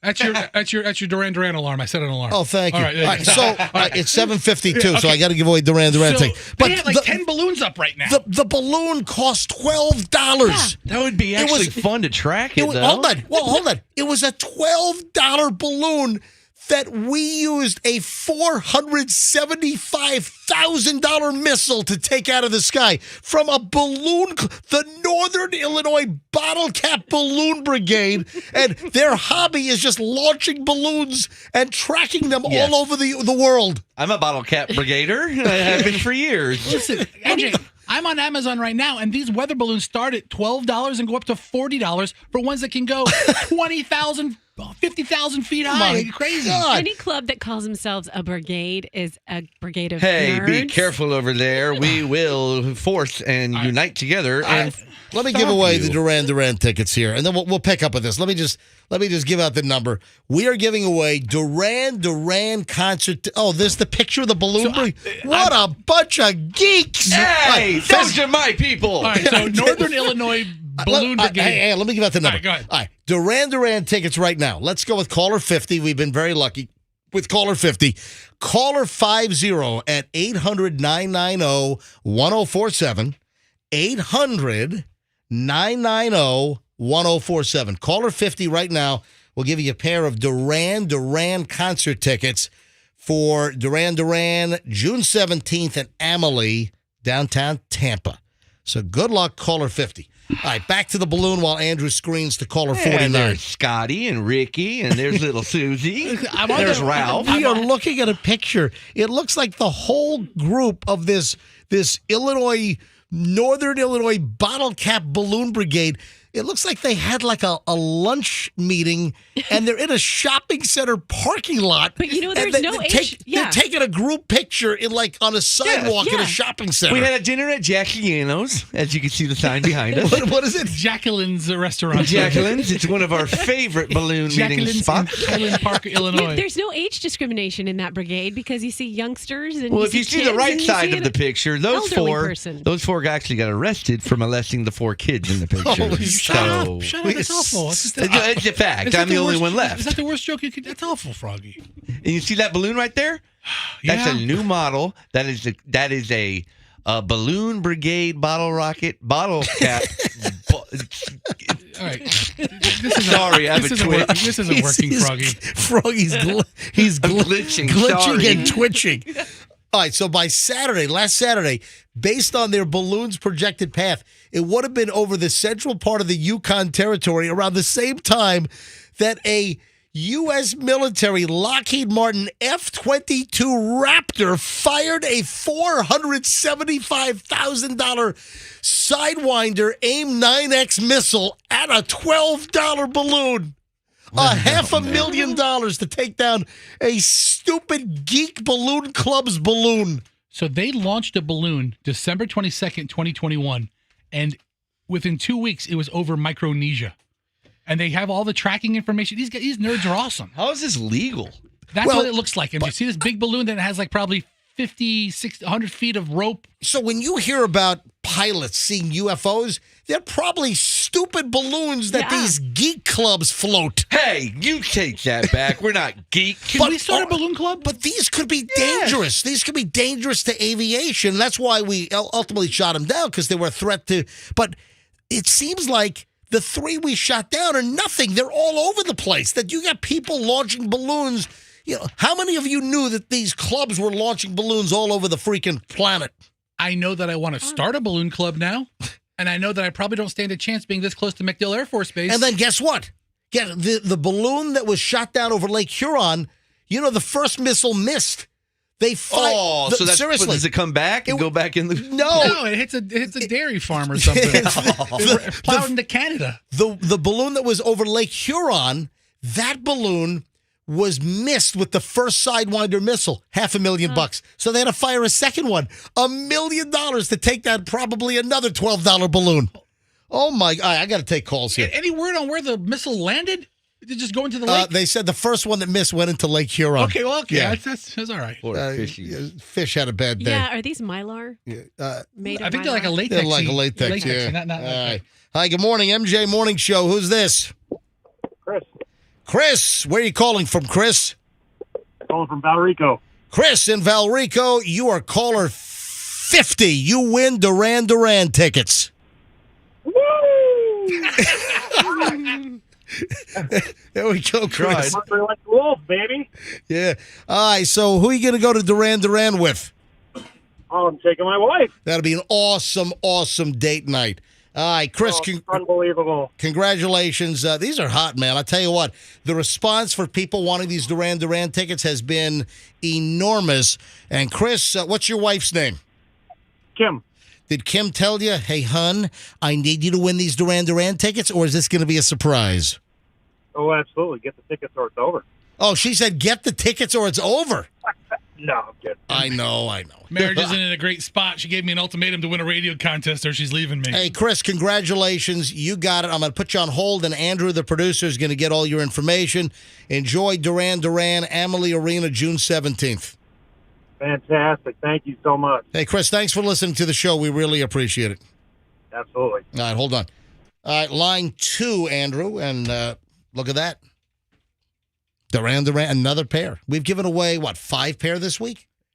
Yeah, this is the 5th one. Yeah, it's been a very sought-after ticket. Hey, This guy was really excited too. I'm glad he's taking his wife. It sounds like a lot of fun. I think we're done with the balloons, but I mean, so how many missiles we fire? So let's see, 2 over Lake Huron, 1 over the Yukon Territory, then the 1 over Prudhoe Bay. So that's a total of what? 5 missiles? We look like balloon buffoons. Oh, 4 missiles. 4 missiles. We shot 4. So that is a total of like $2 million in missiles for probably a total of $60 in balloons. I would love to start a balloon club now. I'm in. Yeah. What if we threw like an Apple AirTag on one? We'd be able to follow it, right? Maybe not. Hey, Roxanne. Mm-hmm. Give me the 3 most unstable astrology signs. Okay, I'll tell you right now. Pisces. The 3 most unstable zodiac signs. Okay. Unstable. I'm going to say Pisces. Oh, my God. You're right off the bat. You are correct. Okay. Hang on. Oh, sorry. My friend fell out. Hang on a minute. I hit the wrong button. Hang on. I hit the wrong button again. There we go. Yes, Pisces is correct. I'm going to say, I'm going through the list, possibly Gemini. Hold on. Taurus, no. You just can go through all of them? There's only 12. In my head. Yeah. Okay, Cancer, possibly. Just give them. Okay, I'm going to say Gemini. No. Okay. The 3 most unstable zodiac signs. You came out strong. Libra? Nope. Aquarius. Sagittarius. No, not Sagittarius. Nope. No, not Aquarius. Nope. Scorpio? Yes. Okay. Well, I didn't want to say that because I didn't want to offend Froggy. There are only 12. You didn't want to offend Froggy, so you didn't go with Scorpio? What the hell? I'm offended. You've got like the weirdest boundaries that you arbitrarily set. I wanted to offend. You've besmirched my zodiac sign. I appreciate it. According to some unhinged wacko, the 3 most unstable zodiac signs in astrology are Cancer, Scorpio, and Pisces. Man, you came out strong with the right guess, and then you heard me. Then whisper. You collapsed. You heard me whisper. I was like, maybe Cancer. Yeah. It always sounds great when you whisper on it. Yeah. So you're inaudible. Well, let me explain. I don't know if you read the entire story, but I can explain to you. Those are all water signs. So they all have like turbulent emotions and they're turbulent, like a wavy wave pool of instability. A wavy wave pool of instability. You know that actually, I don't they have that at Adventure Island? Adventure Island has the wavy wave pool of instability. All new this year, it's the wavy wave pool of instability at Adventure Island. Okay, when you say it like that, it sounds odd, but when Roxanne said it, it made perfect sense. I knew exactly the wavy wave pool of instability. It's like the story of my life. The hell? Hey, I got to play something for you here. You got to hear this voicemail that a listener left. You ready? Yep. Here, listen. It's time to get up, get out of bed. Little radio genius climbing in your head. Get a totally unpredictable start to your day. Get your daily dose of MJ. Morning show, MJ. Let's go. From 6 to 10 with this crazy guest. Does he sing the whole thing? Yeah. Oh, my God. A man you can hang. He's a little demented, but baby in a beautiful way. Get your daily dose with MJ. Time to wake up and okay, all right, hold on. Cut it off here. What's happening? The guy calls up and he's singing our old Peter Cofield MJ Morning Show song. That's cool. Time to get up, get out of bed. Let a radio genius climb into your head. Get a totally unpredictable start to your day. Get your daily dose of MJ. Morning show, MJ. Let's go. From 6 to 10 with his crazy gang comes the voice of insanity. A man you can hang with. He's a little demented, but baby in a beautiful way. Get your morning dose of MJ. Time to wake up and play with MJ. Start your heart with MJ. He takes a crazy world and spins it round and round. Everybody is getting down with the sound of MJ. Morning show got promotions and commotion. Everything you let it finish. On the MJ Morning Show. MJ, time to get the party started. Getting ready, let's go to the MJ Morning Show. Go. All right, I want you guys all to know I absolutely love that song. So do I. love it. I've always loved it. I love it. And quickly, I don't want to take too much time here because we have a lot to get to. But the backstory on that jingle, that's Peter Cofield. Peter Cofield wrote some of the most prolific and well-known jingles in history. He wrote this. Listen to this. Kiss a little longer, stay close a little longer, hold tight a little longer, longer with Big Red. That Big Red freshness lasts right through it. Your fresh breath goes on and on. While you chew it, say goodbye a little longer, make it last a little longer. Give your breath long-lasting freshness with Big Red. And he wrote the Diet Pepsi commercial. Yep. You've got the right one, baby. He wrote the competing Coke commercial. How crazy is that? The same talented artist writes for the two cola companies. He wrote Just for the Taste of It, Diet Coke. He was on both sides of the rock and roller cola wars. That guy was amazing. And the story behind... So how do we have a world-class MJ Morning Show jingle from 6 to 10? How do we have that? It goes back to like 2007, and I was obsessed with a DirecTV commercial. The somebody up there loves you. I was obsessed with this damn thing, and I said to Fester, track down that jingle singer. I want to talk to him. I can't get the damn thing out of my head. And I had no idea who he was at the time. And this is the jingle. Somebody up there loves you. You are programmed for greatness. You get so many games. Happy husbands and children, a happier wife. Over 200 channels. What a wonderful life. Oh, somebody up there loves you.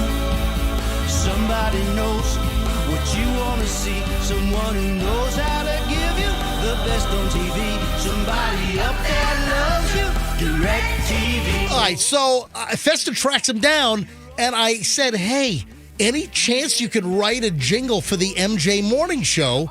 And the guy, like 3 weeks later, came up with the and you can hear he's actually singing this one. Somebody up there loves you.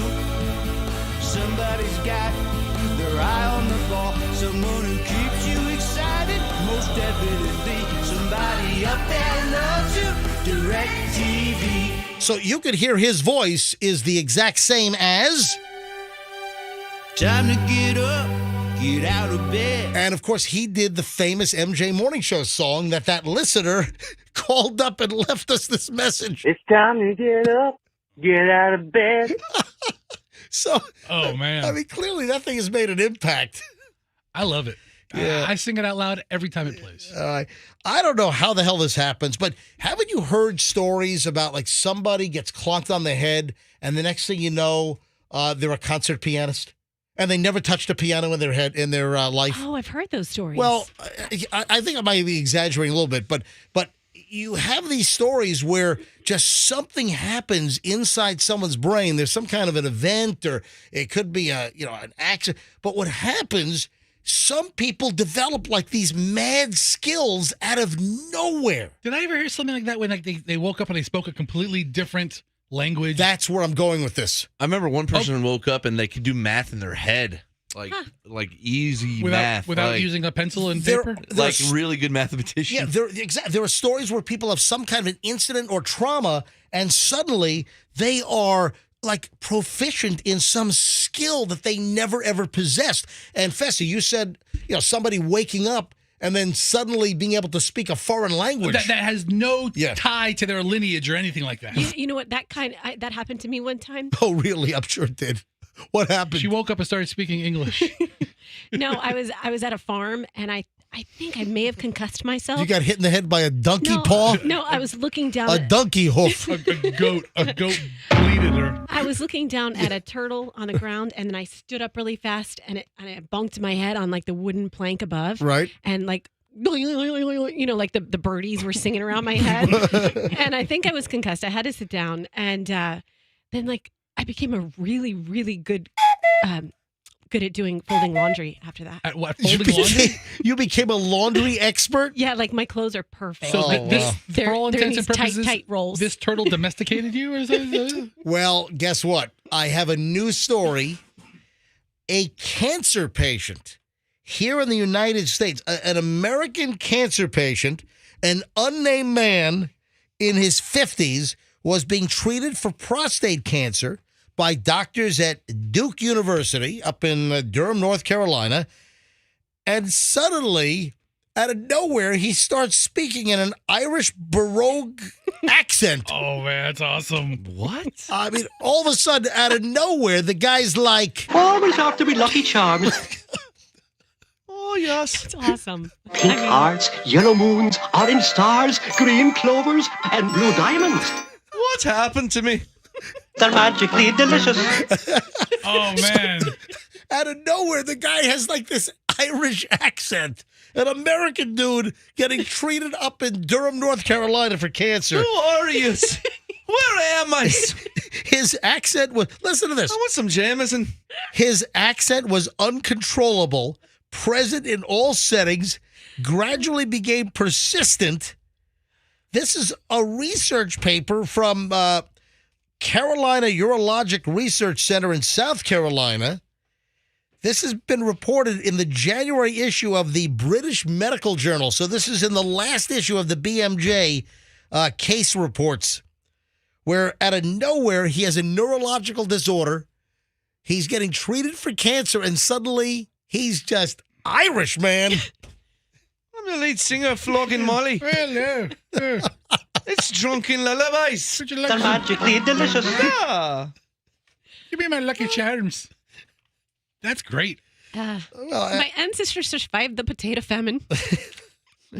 That was so Irish, I didn't understand it. What did you What the hell did you say? She said her ancestors survived the Irish potato famine of the 1850s. Something like that. Was it? Hey, when was the Potato Irish famine? Yeah, it was 1850s, 1860s. Was that?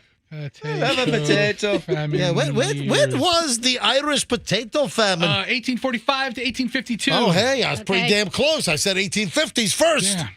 Man, I ought to be on freaking Jeopardy or something. That's it, man. Dude, you watch Jeopardy? Occasionally. Because occasionally there's an episode that I will slay. And then the next episode, you don't know I jack don't know schnit. any of them. Like I'm Yeah. out. I'm out on all of it. Yeah. I'm calling BS on this story. I'm calling not on the Not on the. not on the Irish dude. They're magically delicious. That's my attempt at a segue. Pink hearts, yellow moons, orange stars, green clovers, and blue diamonds. Yeah, I gotta be honest. When I ate Lucky Charms, I never once had any of the oats in there. It was I picked out just the marshmallow. That was my breakfast. You know, I would pick out as a kid. I would just pick out the marshmallow. Are you a Lucky Charms buyer, MJ? I haven't bought Lucky Charms in 40 years. I'll tell you what, Lucky Charms is a food group in my house, and I'll tell you right now, here's what I think they do. They put the cereal in. That's why your kids are vibrating and you can't take them anywhere because your kids are all sugar shocked. That's not the case at all. I have great kids. All right. Yeah. So they put the cereal in the box, and then I think they put a splash of marshmallows on top. So when you open it up, it's a lot of marshmallows. I pick them all off. No, the marshmallows all settle to the bottom. I'm telling you what they do. All right. They put it in the mix, and then they give a little like a floater. Like, you go to the bar, you get a floater, Froggy. What are they called? We put some, I don't understand what you're saying. Shut up. All right, never mind. You're magically delicious, Froggy. Let me continue my segue. Go ahead. I'm calling BS on this story. I don't believe it. This woman claims that she posted her credit score on a dating app and she was flooded with dates because people were attracted to her credit score. Get out of here. Dude, you know what? Would you want somebody with an 800 or with like a 480? Because, those are two different women right No, there. clearly. Oh, I would say you're right. But listen, but you could probably have some smoking hot babes with like crappy credit, though. I mean, it's not like only good-looking women have high credit scores. No. I'm sure there are some smoking hot babes with like 480s or 510s, Freaks. Like, my credit scores are all over the road, and I don't understand it. For instance, like, I'll get, like, a notification from my credit card, hey, your new credit score is available. And a lot of the credit cards, they'll provide you your credit score as, like a like a bonus or a courtesy part of your account. Exactly. I have a Bank of America account. Every month it's like, you have your updated credit score, and I have to click in to see it. But it makes no sense to me because I'll get like a notification from American Express. Hey, your new credit score's in. So I'll go to my American Express app. I'll take a look at my credit score, and then I'll get an email from like my Visa or MasterCard, and it's the same thing. Hey, your new credit score. And then I'll take a look, and it's like it's not even close. Really? It's I mean, what is going? You want me to give you? I want to give you my credit scores right now. Hang on a minute, and then I'll tell you about the data. Let me go to my app. So if I go, I've got 3 credit cards. I have a Visa, a MasterCard, and I have an American Express. So if I go to my Amex right now, let me do my biometric login, and oh my God, my payment. There's 3 agencies. My payment due on March 1st. I don't want to see that. There's 3 agencies. Yeah. All right. There's Experian, Equifax, and TransUnion. TransUnion, And yep. each of them have different algorithms to come up with your credit worthiness. All right, FICO score. All right, I just hit on my American Express app. I just hit my FICO score, and it's loading. This says I'm 731. All right. Listen, I don't owe anybody anything. Well, maybe that's the problem. I should be my credit score to be 999. Maybe you need to have more lines of credit. Yeah. Listen to me. I'm 731 with American Express, and I pay their freaking bill every month. It's due on the 1st. Every month, never late, never. And I'm only a 731. That's not credit. Credit is actually. Go buy yourself something on a Best Buy credit card and pay it off in 3 months, and that's credit. Listen to me. But my Visa and MasterCard, those are. An American Express is a charge card, meaning that you have to pay it every month. Right. My Visa and MasterCard are credit cards. But you don't carry a balance on it. Yeah, right? have an installment payment, and your credit will I go don't. up. My policy is if I can't afford something, I'm not charging it. Then you live in 730 land. Finance something. Well, wait a sec. No, because I got some good 800s in a minute. So my American Express FICO is 731, and I'm only good. Above that is very good and excellent. So I'm not even excellent. I'm not very good. I'm just good. I'm not far away from not good. I mean, not good is 580 to 669. I'm at 731. Guys, like they're describing the show. Son of a. I mean, what is going on? So, all right, you got that? American Express has me at 731. 731. If I go to my my JetBlue MasterCard, and if I look for my score here, where the hell do I find the score? Maybe they're doing social credit scores now, and that's part of the number. Yeah, I got to find my FICO score. But I'm telling you, they're like way off. Well, you're more than a number, MJ. I'm here to tell you that. Yeah. Oh, well, thank you. Yeah, so 800 plus is excellent credit, and like 740 to. All right, here we go. My JetBlue now. My FICO score there is 730. All right, so that's almost the same as American Express. But I'm telling you, I had one that was like 820 like recently. It depends what agency they go with. I mean, some people just go to Equifax or Experian. Other ones just use TransUnion. They all have a different number on you.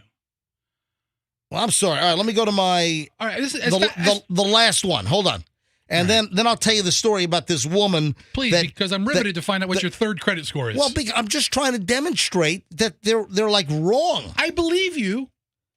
I think it's bogus. I am not a credit risk. I am a great credit risk. Wait, did you not pay your water bill? I am not a bad credit risk, all right? Yeah, what about that water bill? Water bill. Okay. I pay, listen, and I chastised the city of Tampa about, a month ago? 3 weeks ago? The city of Tampa sent me a water disconnection notice because their computers jumped the gun. My payment was due like on the 13th, and they got the electronic payment on the 13th. So they need to wait a day before they send out you're late, you're getting disconnected. My payment arrived exactly it's on time. Automated. Okay, look at this. Okay. Look at this. So this is my American Airlines Citibank card. So I've got an American Airlines card. I got a JetBlue card. I'm 839. On this one, I'm holding up to the camera. If you don't believe me, look at this. That's about as high as it gets. 839. So American Airlines, Citibank, I'm 839, and American Express and the JetBlue card, I'm 731. That's a big difference. 731 to 839. That's huge. Explain that to me. So it's it's FICO. It depends. All three say FICO. But they go to different agencies. 850, MJ, is the top score. I'm 11 points away from the best on this one. And then on the other one, I'm just good. Just good. Just good. All right. That's BS. I'm sorry. Great. You'll be all right. You know what? You want to have less problems? Get yourself a nice 650 credit score.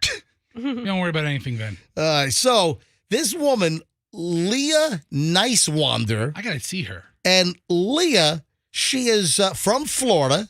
She's an anesthesia technician. She lives right here in the state. And she says that she got 17 dates in 30 days. And what made her stand out? She claims that she posted her credit score of 811. Well, you know, I have to say, if guys wanted to date her when they saw that, it sounds like they're serious. The guys who did want to date her, like they want to cohabitate with her, they want to put a down payment on a house with her or something and use her credit score. No, let me tell you right now, it's not her credit score. She's an attractive young woman. She's wearing a tight halter top with little Daisy Duke cutoff shorts. It's not her freaking credit score. All right, so MJ. She's got an attractive profile picture. I've known several guys in the past. I've known several women in the past who met somebody, who fell in love with them, get married to them, and they're just credit disasters. And it's been a challenge to get everything right. You marry her bills. Why is her face so big? She has a oval head. You're right, but she's a beautiful oval-headed woman. But like Stewie from Family Guy. I mean, Roxanne, I don't know if I want to cohabitate with her as much as I want her to co-sign for me. Yeah, that's what I'm saying. If she could save me like a point on some interest rates, Can you sign on this big $250,000 motorhome from General RV for me? Just don't headbutt me. 811, I'll get her best rates out there. You kidding me? So 839, with this one, I'm dream, but then I'm just kind of average, right, at 731. So a lot of lenders pull from all three agencies, so they would see what the real deal is. You know, and they look at your credit report. This one says, they all say FICO. Now, I realize it's TransUnion, it's Experian, and Equifax. And Equifax. I realize those are the three. That is such a racket. I'm telling you right now. Credit's a racket. Credit is a total racket. And listen, you got deadbeats out there, no doubt about it. But, you know, I've always paid my bills. I don't owe anybody anything. And for me to have 3 different credit cards and have 3 different FICO scores, that's ridiculous. I'm sorry. Let me tell you one thing, and take it from me because I'm, kind of a deadbeat. Anyway, I'm calling BS on this story. She's 24 years old. She's an attractive young woman, and it's your picture in your tight clothing and all the skin you're showing, not your 811 FICO score, which shows as exceptional. I don't think she's showing a lot of skin. She just has a tank top and shorts on. Like that's she's showing a lot of skin. Age appropriate attire. If you knew you were going to date somebody and having no idea what their financial situation, you usually don't find that out the first, 20 dates. And it's like, oh, by the way, Todd, I got to tell you, I'm $400,000 in debt. And my car's about to be repoed. And you're like, oh, great. I love you. But hey, should we go to phones and see if we can get the lowest credit score? No, I don't want to call you. I don't want to call anybody out with low credit score. We don't need to make ourselves feel better. What about, are there any smoking hot women listening right now? What is the lowest you can All be? right, Mr. 839, I don't think we need calls no, from... You're a 10, but your credit score is a 400. Call us now. No. So wait a second. What is the lowest the credit score goes? Is it like somewhere in the fours? Real, like 400? Is it 480 or something? Something like that. I got to look it up again. Man. I thought it was 400. Why don't they just start at 0? What do you have to do? Why if you are a total deadbeat, why do you even get 480? Yeah. It's 300 to 850. 300? What do you have to do? I wonder, could we find somebody right now that has like a credit score in the 300s? Yeah, I've known people who've never financed anything, like real Dave Ramsey nutcases where they don't have anything ever financed, and they're off. Their credit score is like a 0 because they're like ghosts. Or I had somebody once before who I sold an RV to, who was in prison for like 20 years. In prison and for 20 years. They had no credit. Wait, they didn't have credit at the commissary? No. We get them. We find the perfect RV for him. We get him in the finance office, and the guy's like, "Where have you been? We have no information." I've been in prison for 20 years. Was it federal or state? You needed a cosigner, that's for sure. Oh man! Now, speaking of dating, right? Have you ever heard of Fatfished? Oh, come on. No, but it sounds fun. I like catching fat fish. It's always fun. I've never Nice heard of fat it. bass. I think I know exactly what it is. I've never heard that term before, This is a term that I was just made aware of this week. Oh, my God. This is an individual that says that they were fat fished by my date. So not catfish. So is it opposite of? Think. okay. All right, who said? I think I know exactly what it is. Well, Fester. As soon as you said fat fished. All right, Fester, when you're dating, if you've been fat fished, All right. what is it? So catfish is when the person looks nothing like or doesn't exist. So I would assume fat fished, which was my game back in the day, you don't exactly let the person know how fat you are until you see them. No, it can't be It's that. like I like to work out. I'm 220 pounds, and then it turns out to be 320 pounds. Yep. Let's say you match with somebody on a dating app. You see their profile picture. This could go either way. Yeah. This could be a man getting fat fished by a woman. This could be a woman getting fat fished by a guy. This knows no gender boundaries, ladies and gentlemen. This goes both ways. And what it is you meet somebody on a dating app, and then you show up to meet for the first date, and they're like 85 pounds heavier than what their profile picture showed. Nice to meet you. I'm the whale. I'll be the guy in the corner booth. Come find me. And that's what fat fished is. And I didn't even know this term exists. Now, catfishing, that's when you get catfished when you meet somebody and they're just nowhere near as attractive as their picture. All right, so a couple of things to prevent yourself getting fat fished, either gender, either way. If somebody's taking a picture and they're sticking their neck out really far toward the camera, that's a fat fish technique because it eliminates your double chin. Or if they're kind of looking up. Or triple or quadruple chin. Or if you're like looking up and like you take your picture in that direction, that's another way to avoid, my 18 chins. It's the same thing as catfishing, though. Yeah. But it's more specific. Catfishing, the person may not even exist. Right. Yeah, it's just exactly. total So it might be like Manti Te'o, that old football player. He got catfished. Right. And if you haven't seen that documentary on It's Netflix, so great. that is crazy. Yeah. I'm alive. MJ, I got bad news. What? I got to fat fish you right now. Why is that? I got to go to my neurologist appointment. Are you leaving? Yeah, I'm going to leave like in 5 minutes? Well, no, like when as soon as you take your breath here and you go, let's talk about this now. I'm going to duck right out. I'm not done with fat fishing. I was going to go to phones here on fat fishing. I'm going to miss that part. Fish for the All right, fish. you guys have a good show. Call me if you need me. Or So not. you're really leaving now to go to your neurologist? Yeah, they make these appointments a You month couldn't out. get an appointment like after the show? I asked him, do you have anything like at 11? He's like, no, you're a new patient, and new patients start at 9 o'clock. And I was like, Man, he yelled at okay, you. doctor. Dude, you better hurry. Where's your appointment? 17 Davis. What is that? Davis Islands? Yeah, so Tampa Gen. So you're going to the USF Medical Center at Tampa, right? At TGH. Right, yeah. TGH. So, Yeah. All right. Gandy to Crosstown should be there in a few minutes. All right, All right. I Well, gotta go. hurry up. If you need me, call me. This is a follow up on your myasthenia gravis flare up, right? Yeah, it's my first. All right, goodbye, guys. Let us know how it goes. Hey, happy President's Day Monday. Good luck and thank you. We're all here Monday. You're welcome, Rox. And you're welcome for yesterday. All right, goodbye. All right, have a great neurologist's appointment. Now, are you back to normal? Let me just quickly here. Are you 100%? Are you still dragging, or is the myasthenia gravis back in remission? It's all in the blood. The blood's right, you're right. And I have no effects right now, but I'm on the medication to maintain it, and I'm slowly tapering off of it as I feel better. All right. And then I'll be on a maintenance medicine. But this is the first neurologist appointment. I mean, maybe he'll give me a nice exam. I could use one of those right about now. No. You see, neurologists don't do that, do they? All right, I got to go. Goodbye. All right, goodbye. All right, Festus, have fun. Drive safely. So, folks, if you see a blue 2004 Lincoln Town Car heading over the Howard... you're taking the Gandy? All right, if you see a blue town car with all kinds of water in the taillights and everything... Barreling down. And a cracked windshield... that's Fester heading to TGH to his neurology appointment right now. No, but fat fishing. If you match with somebody on a dating app and then you turn up and they're just a bunch heavier than what they represented or what their picture showed, that's called fat fishing, and that's a deal. Should we take calls on this? Yeah, I mean, I bet you so everybody does this to an extent because if you know how to stand in your picture, or if you take the picture from higher up, certain angles, you're going to look thinner in your picture than you do in real life. Let's see if we can grab some calls on this. 800-990-1047. Did you meet somebody on an app and it was just night and day? So Woman meeting a guy. Guy shows up and he's 100 pounds heavier. Same deal with a woman. What happened? Have you ever been, and this is a brand new term, I didn't know this existed. Have you ever been fat fished?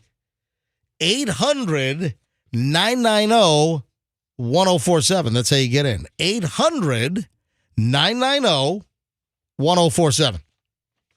Wow. Sorry. Go ahead, Rox. I was going to say, I just got the funniest text. There's also a term hat fishing. Do you guys know what that is? Of course. When they have a picture there with a hat on and they're bald? Yeah. Oh, my God. Really? She's So the profile picture is they have a hat on, and then when they show up, there's no hat, and they're bald, Jerry. Bald! It's like hair fishing. Really? Hat fishing. Mm-hmm. Fishing with your hat on. Oh, wait a sec. Flat fishing. Oh, their boobs look bigger in a Yeah, picture? they're totally stacked, and then they show up and they're Big push-up flat bra? they're flat as a board, and that's flat fishing, is what it is. Look at the phones here. Phones are going. I'll grab a couple of calls, then we'll move on. Jay, we got to launch our what are we calling it? Merch mania, or what are we? Merch search. Oh, that's not bad. Also, all right. So if you don't know. Oh, I'm sorry. Mystery merch is what we're going to call it. Mystery merch, yes. Hang on. Let me grab calls first. Jay is in Tampa. Hey, Jay, you're on the MJ Morning Show. Hi. Good morning. Have you been fat fished, Jay? Yeah, so I 2 years ago, I was released into the dating world as a 40-something-year-old, so I had no idea. When you say you were released into the dating world, I would assume that you were married for quite some time and the marriage came to an end, so you were back on the dating scene? Thrown back into the sea. Yeah, along those lines. Okay. Back in the scene. All right. I didn't know. First person I got on, I think it was, I don't know if I can mention it, I think it was Hinge. And all the pictures were taken from high up and all this stuff, but she was really pretty. So I'm like, man, what's this girl doing talking to me? This is easy. This is great. It's a layup. And I went to meet her for the date, and she showed up, and I saw her from the outside walking in. And she was not the person in the picture. She looked like a petite athletic, and she was taller than me. I'm 5'11", so she was like 6'1", former bodybuilder who lost it all and just ended up being just a big, this chick could bench press a Volkswagen. This chick could bench press a Volkswagen. Wow. All right, so wait a minute. So she was a bodybuilder. She used old profile pictures, and then she let herself go? No, she didn't even use the bodybuilder pictures. She just, the angles. She was what you guys talked about earlier. Like all the angles okay. were All right. not describing the story. But I learned something. Well, I thought I came up with the term fat fish. It's one of those things, but I think that's been around a while. But I heard that because there's the other side of this, which is called hat fishing, when guys are losing their hair and they wear hats on websites. So yeah, Roxanne, you were probably calling in. You didn't hear that, but Roxanne just brought that up before you called in. Yeah. It's all a game. So that was my experience, but I was completely floored, and I learned from that just to filters and angles. And did you find new love? Oh yeah. This was in Texas. I just moved back to Tampa a year ago. All right. A wonderful girl here. So. Oh, fantastic. All right, buddy. Thanks for listening, Jay. Thank you, guys. Oh, Sherry, Plant City. Hey, Sherry, you're on the MJ Morning Show. Hello. Hey, good morning. I have had a horrible experience with fat fishing. What happened? I met this gentleman online, and he showed up at my house. He was about 400 pounds. I was like, oh, my goodness, you are a big gentleman, aren't you?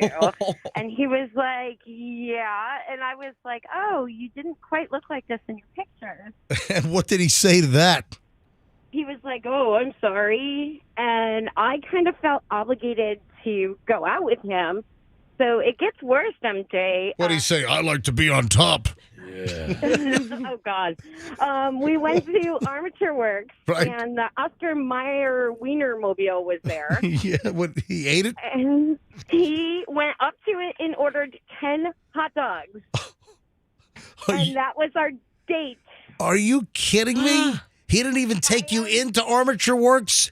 He didn't take you into one of the food booths? You ate at the free Oscar Mayer Wienermobile? Yes. He had 10 hot dogs. Is the Wienermobile free? I can't remember. It was over a year ago, Wow. but not for this guy. Now, what'd you do? Did you leave the date, or I mean, you never saw him again, right? No, I did not. He tried to friend me on Facebook, but I just ignored it Wow. because I just didn't know what to do. It was such misinformation, I guess you would say. There you go. Well, listen, fat fishing, that's what it's called. Thank you, Sherry. All right, one more call on this, and we got to talk about our what are we calling it, Andrew? Merch mania? Mystery merch. Thank you. All right. Well, we're going to launch mystery merch. Zach, final call. Home Assassa. Zach, you're on the MJ Morning Show. Hi. Yes. I was on this date with this one girl. She looked nothing like her profile picture. So I was sitting out there waiting. We're going to Steak and Shake, and I'm sitting there waiting for her. And I look around, and she walks in and approaches me, and she ends up being like 350 pounds. So then I felt bad about it. So I'm like, I'll give her personality a shot because no, I'm not that kind of person. But the entire time, she's just getting food all over herself, eating, and it's just disgusting. How does she eat? Like really messy? Yeah, it was like giving her a trough and everything. Give her a trough. What did she eat? What'd she order? Yeah, she ordered a milkshake and she was ordering hamburgers, and it was just disgusting. It sounds like a yummy meal, but. Exactly. But I give her the benefit of the doubt just because of her personality. But I'm like, after that, it was just a total turnoff. Thank you, Zach. Are you enjoying your meal? Have a great one. I just got to tell you, when we're on the topic of dating, did you guys ever see the show? This is the worst TV show ever.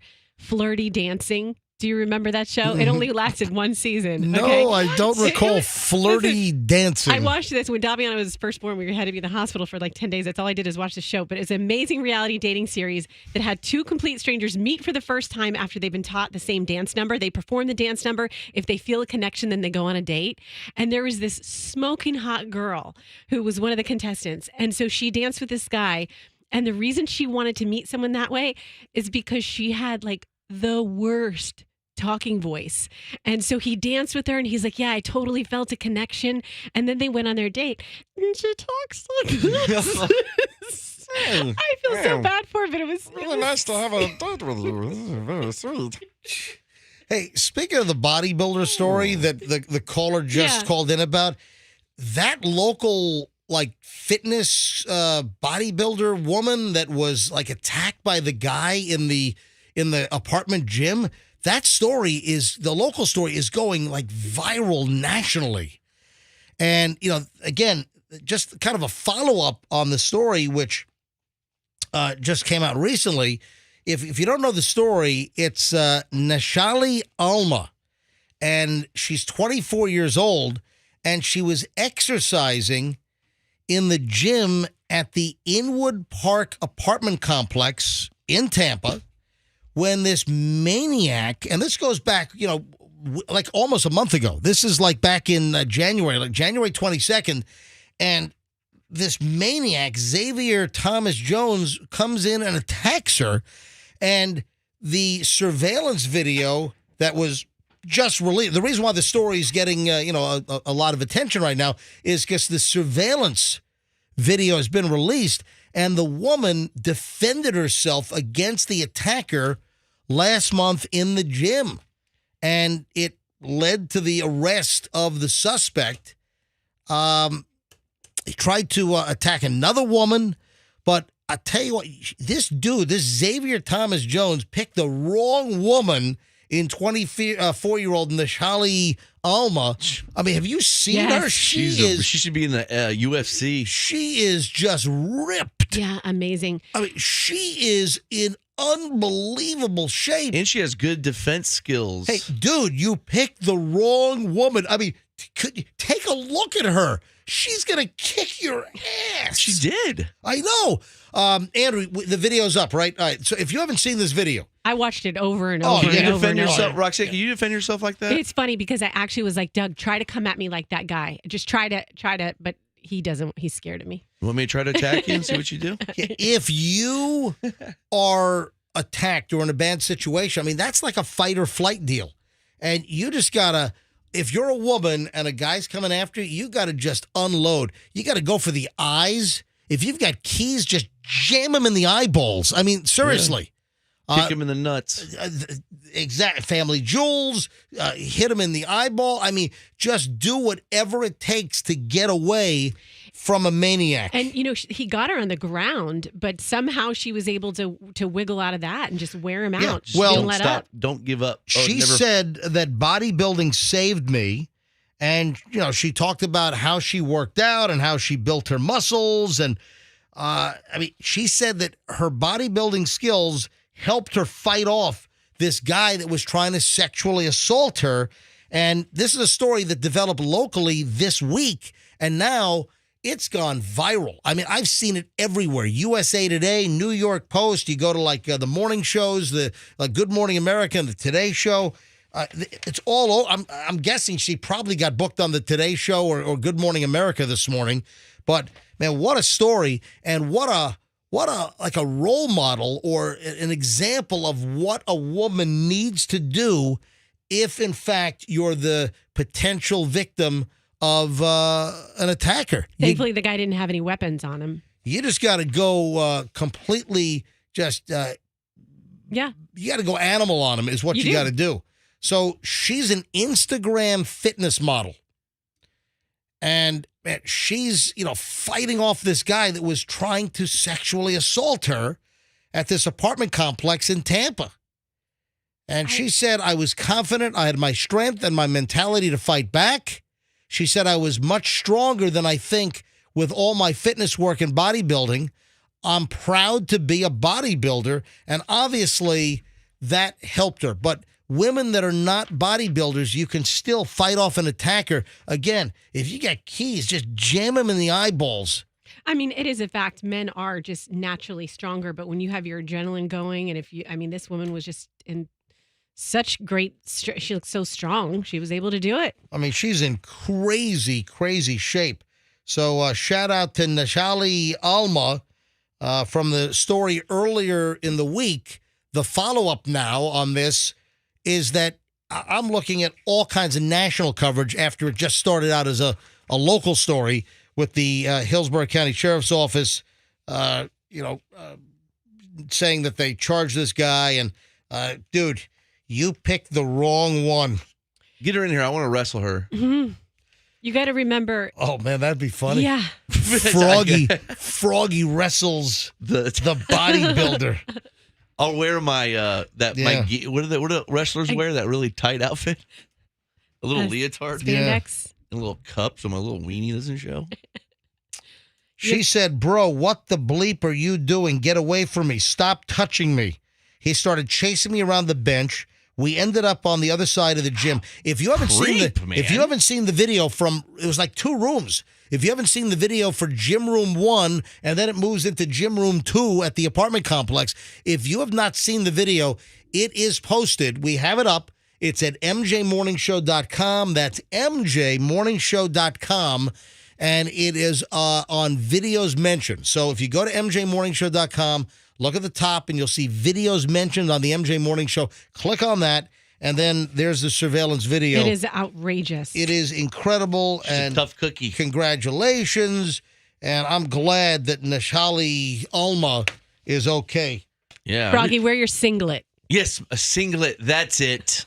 And my little earmuff things. When we get back, we got to roll out. I can't remember the name. Andrew's told me the name. Mystery merch search. Thank you. So we're going to unveil officially mystery merch. Now, what is mystery merch? You will find out next. All about mystery merch on the MJ Morning Show. Also, you saw the Bruce Willis update, right? Oh, it's so oh my sad. God, he's dead? Yeah, hang on. No, we've got a Bruce Willis update all coming up. Oh, and Rox, what's the skin condition you have? Eczema. So bacon in the your It's eczema, delicious. it's pretty much under control. I mean, it's under control. It's just basically my skin on my hands are pretty dry. Right. But I got a terrible story here about a skin condition and a wedding. So hang on. Oh, and Fester left for his neurology appointment, but he'll be excited to hear there's a resolution to the alligator deal. That Festa was just totally concerned. Hang on. We're back in a minute. We have a jammed up, solid half hour of nonstop MJ Morning Show next, right here on Q105. Don't move. If you're looking for a BMW...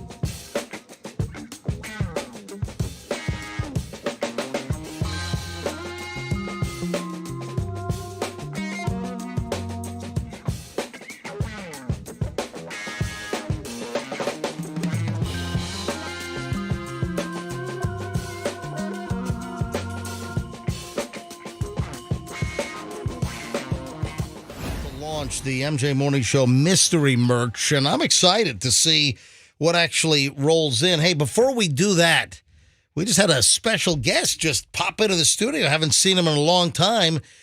Dr. Bill Adams, plastic surgeon. Man, I just think back, how many pick your plastics, how many, Boobapaloozas, how many jingle jugs, I mean, holiday hooters. You remember that? If you were to guess how many boob jobs, when we did the old MJ Morning Show over at 93, how many plastic surgeries between pick your plastic and all of the boob jobs, how many do you think we gave away? 100? It's hard to say. It was a 12-year period. It was a long time. It's got to be well over 100. Yeah, definitely. So after we shut down the MJ Morning Show, you got hooked up with Orlando down the hall here. Right. Yes, sir. Now, can we bring something back? That's don't ask me. I mean, I'm happy to do it all, but y'all have to work it out with him, I guess. You have an exclusivity deal? But we developed all this. Yeah. We did, didn't we? All the plastic surgery stuff. This was our idea. What does Orlando do? What contests did they do? We do a giveaways where it's breast and another procedure, Viviv, which is for women's. I think I get it. Yeah, I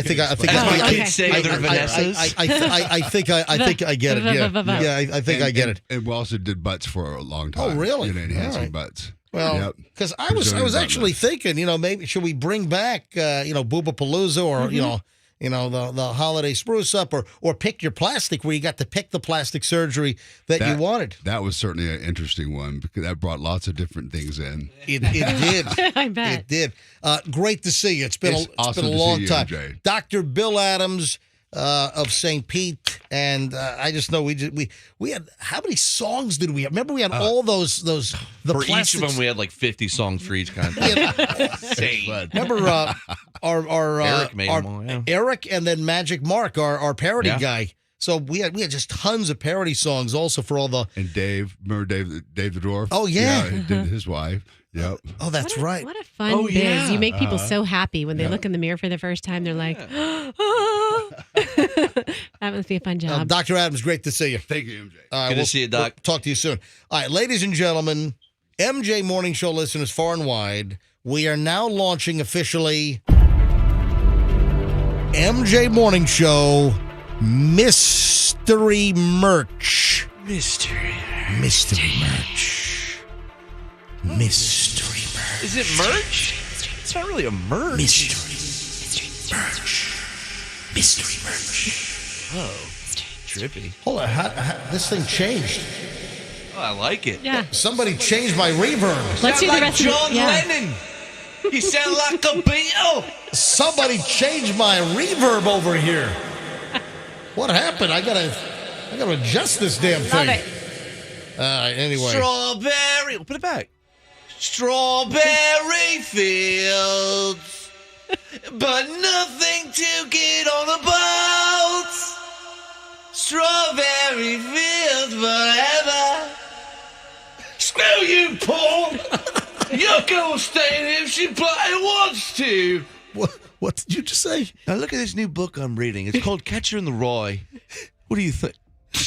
All right, can I launch Beatles jokes? Can I launch mystery merch here, please? Yeah, sure. Go ahead. All right, this is great. Now, we've had listeners send us stuff unsolicited. I made a mention once how I love the Haribo cola gummies. I love them. One of my favorite. Cola gummies, Haribo. And a listener sent I guess they misinterpreted. They thought I said that I like those hard candy root beer keg candies. The barrels. Yeah, the barrels. The root beer barrel candies. And we got like a 5-pound bag of root beer barrel candies when, in fact, I actually like the cola gummies. However, we did go through the root beer ones, and they were pretty good. I liked them. They were good. Yeah, they're good. You can suck on them for a while. And then this week, we just opened up a package that a listener sent because I was bitching at Fester. It's like, dude, we need C batteries because our megaphone was running out of juice. And Surprisingly enough, with those horrible batteries. A listener. Oh my God. A listener sent us an Amazon delivery of 12 Amazon Basics C-cell batteries. So now you can hear that my megaphone is now full blast ahead. It was starting to give out when I was using this at the Antonio Brown deal. Mm-hmm. My megaphone was starting to go dead, and it was like a little distorted sounding. So Fester was dragging his feet on getting new batteries. A listener named Brett sent a box of batteries from Amazon. So this has sort of prompted us to come up with an all-new bit, an all-new segment called Mystery Merch. And this is where you can just send us stuff. And we're going to do unboxing. Like, we'll take a couple of days. It depends on the volume. Oh my God, I got it. What? Unbox-a-thon. That's pretty good, too. It's better than mystery. Oh, I got it. Unbox a thong and just... You have to Roxanne, I mean, you always gotta take it to the bottom. I don't want to unbox thongs. If you want to unbox thongs, you go ahead and unbox your own thongs. We want more than thongs. But we're going to have listeners just send us stuff. Whatever. But you say merch. It could I be, don't want to pigeonhole it. No, it could be anything. Okay. Merchandise. Well, what are you pigeoning? Merchandise could be anything. Unbox-a-thon. So we're going to ask you, the listener, just send us stuff.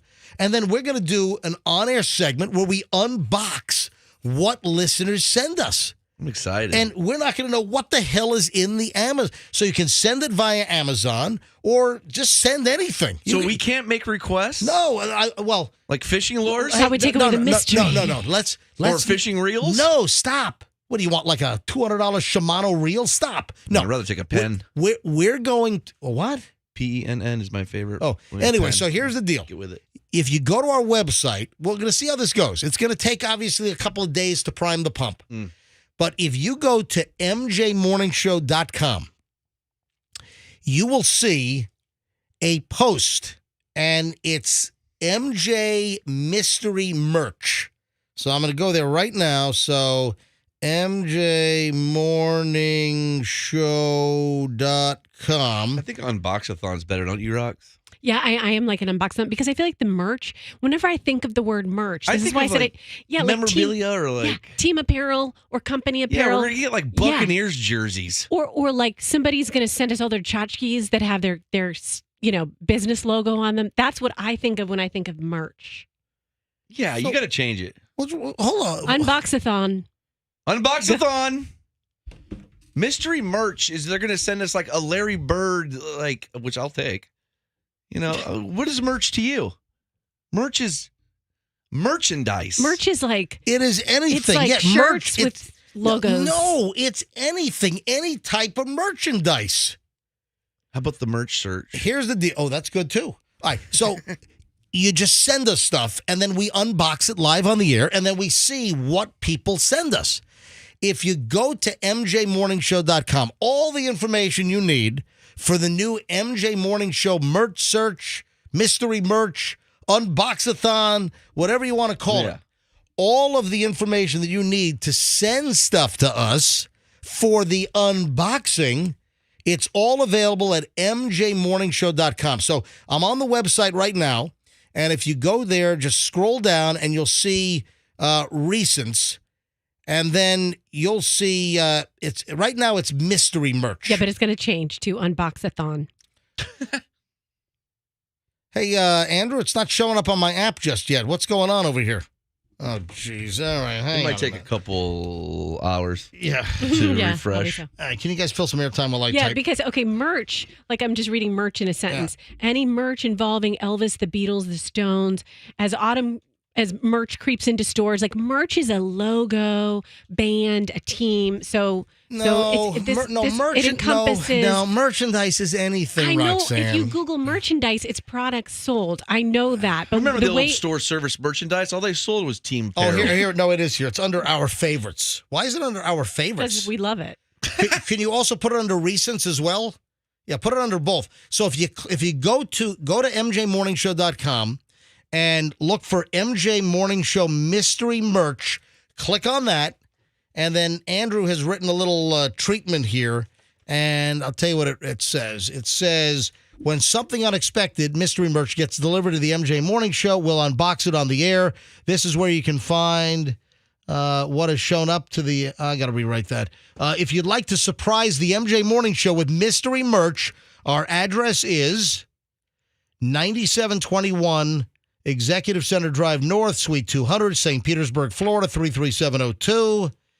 And then you can see the mystery package that we opened up, the batteries for the bullhorn that somebody said. Brett sent them. So it's on, folks. It's on. Mystery merch or unboxathon, or what was the other one you said? It's on. The unboxathon is on. There you yes. go. All right. So let's see what shows up next week. And we might have to prime the pump again a couple of times next week, but I'm hoping we do our first unboxing, and it can be Amazon. It can be really anything, any e-commerce, whatever you want to order for us and send it. It arrives in a box or a pouch. We're going to unbox it and see what the hell it is. The anticipation, the surprise. MJ's big package. Well, that would just be an outright lie. How do you know? I've seen it. No, you haven't. Plenty of times. You just don't know about it. MJ's big package. Did somebody text that? 3 hours earlier, but I've been sitting on it. You've been sitting on that gold mine? MJ's big package. Well, they're not all going to be big. Let's see. I got to move on here, but let's see how the MJ Morning Show mystery merch actually rolls out. Bruce Willis. Oh, man. This is a downer. Yeah, I'm sorry, but Bruce Willis, according to the family, has worsened. His aphasia is now dementia.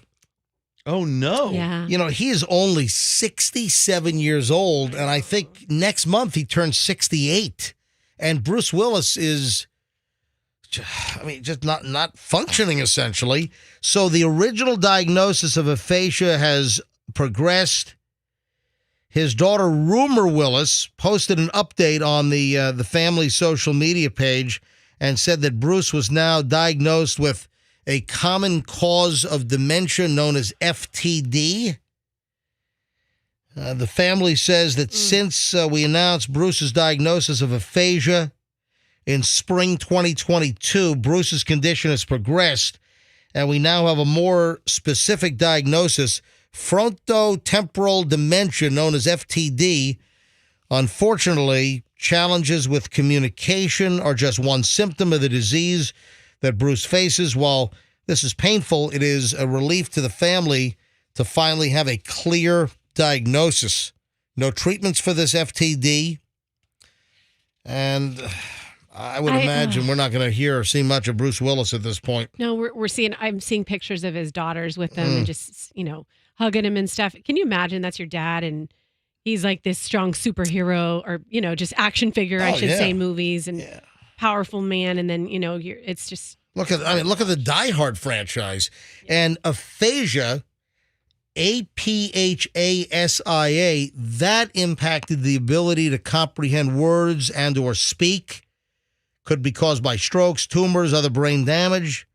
But we don't know what led to the initial diagnosis here. And in the statement that the family put out, they wrote, Bruce has always found joy in life and has helped everyone he knows do the same. It has meant the world to see the sense of care echoed back to him and all of us. We have been so moved by the love you have all shared for our dear husband, father, and friend during this difficult time. Your continued compassion, understanding, and respect will enable us to help Bruce live as full a life as possible. I can't imagine that it's very fulfilling at this point, but just sad. I mean, he's such a tough guy and so alert and with it. And, I guess it started that he was forgetting his lines in movies and... Yeah, I just read the headline because I didn't want to read it because it looked sad, but it was like he was on the movie set White Elephant. He's like, what am I doing? What's going on here? And wasn't there a report that they had to give him like a little hearing aid thing and they were giving him lines in a hearing aid or in like a little radio that they stuck in his ear? I remember reading that some people thought they didn't know he was sick then, and they thought he was like just a diva and he didn't want to learn his lines. That he was hard to work. I remember listening to he did a Kevin Smith movie, and Kevin Smith just like bashed him. He's like, we had to feed him lines the whole time, and this was like 10 years ago. And now thinking back to it, yeah, he was probably yeah, probably getting sick already. Yeah, I bet. Poor Bruce.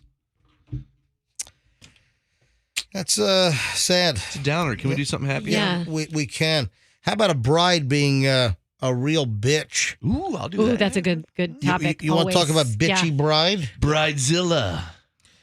Well, pretty close here. A woman decided to leave her friend's wedding because she heard an inappropriate comment that she made about the friend's skin condition.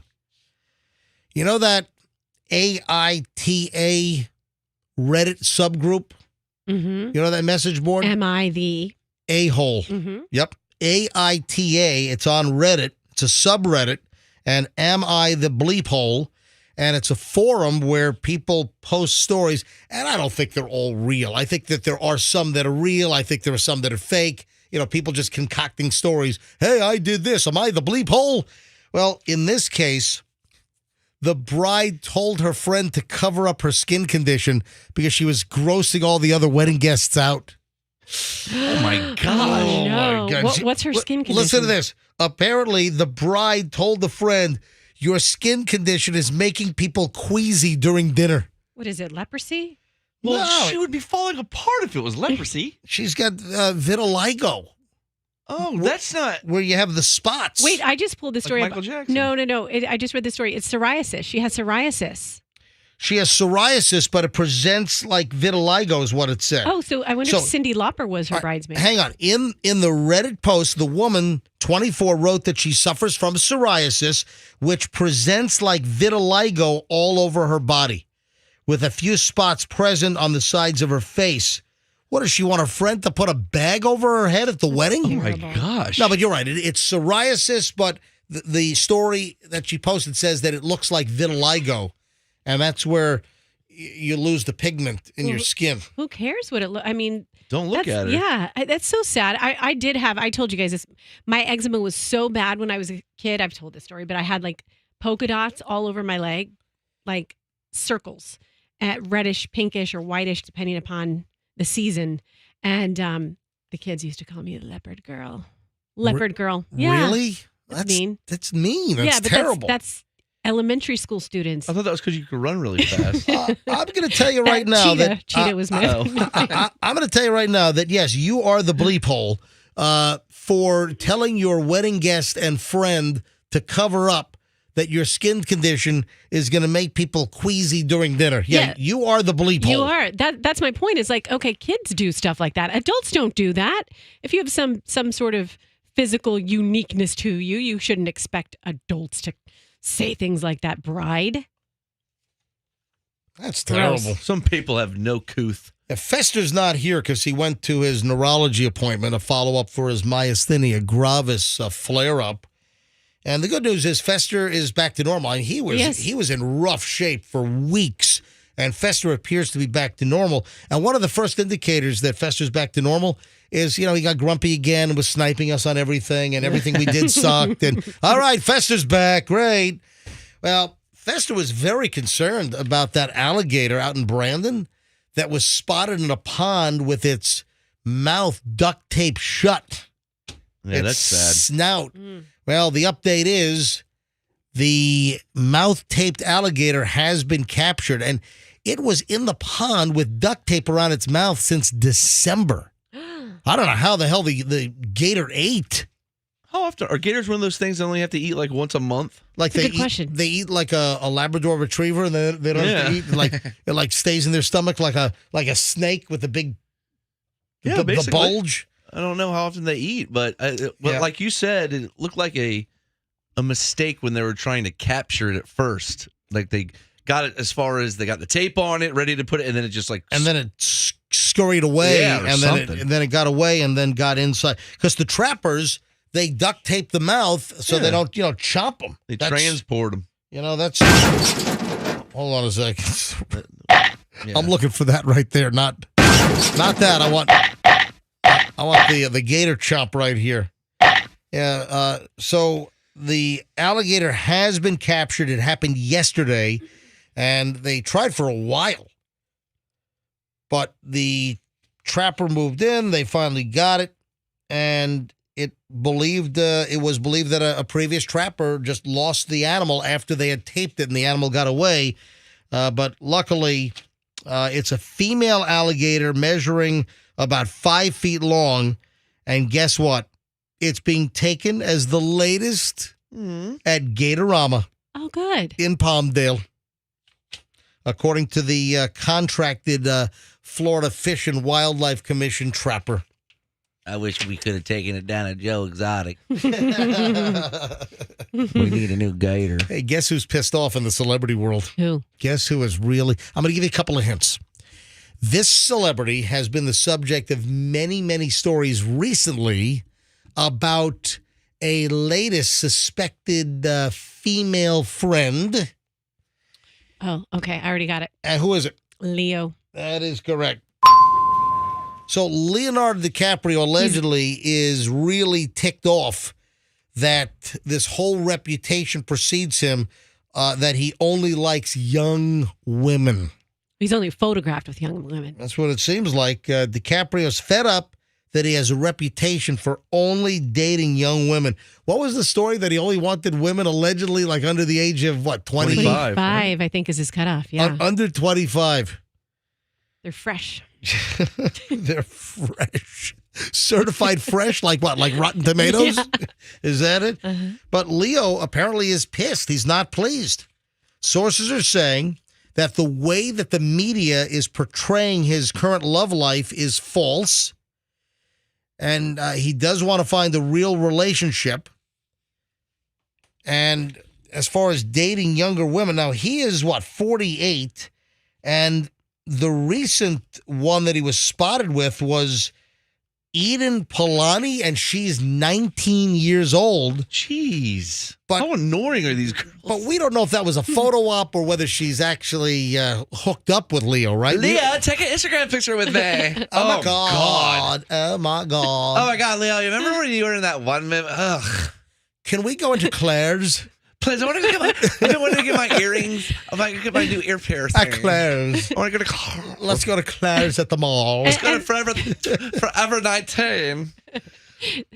The flip side is like Leo is saying, oh, gosh, I'm dating this new 19-year-old and she's so mature. She's so wise beyond her years. Yeah, because she's damaged. When you're that young and you date an older man. Now, do you know Leonardo DiCaprio, some people might not remember this, but Leonardo DiCaprio, when his career was just starting off, when he was 24, he was dating Gisele Bündchen just after she turned 18. So that's where it all started out. And since Leonardo DiCaprio became famous, once Leonardo DiCaprio hit it big, he was known to never date anybody over the age of 27, but the recent ones have all been 25 and under? It seems like it, yep. And he's saying, enough, I'm being unfairly portrayed. Well, if you're only dating women under 27 and you like 25 and under, how are you being unfairly portrayed? Somebody explain this to me. He's all fat and smokes. Yeah. Have you seen him? And I forget who he was out with, one of his under 25-year-olds at a club in New York. And he's in the nightclub dancing. Yeah, he was dancing like a dad.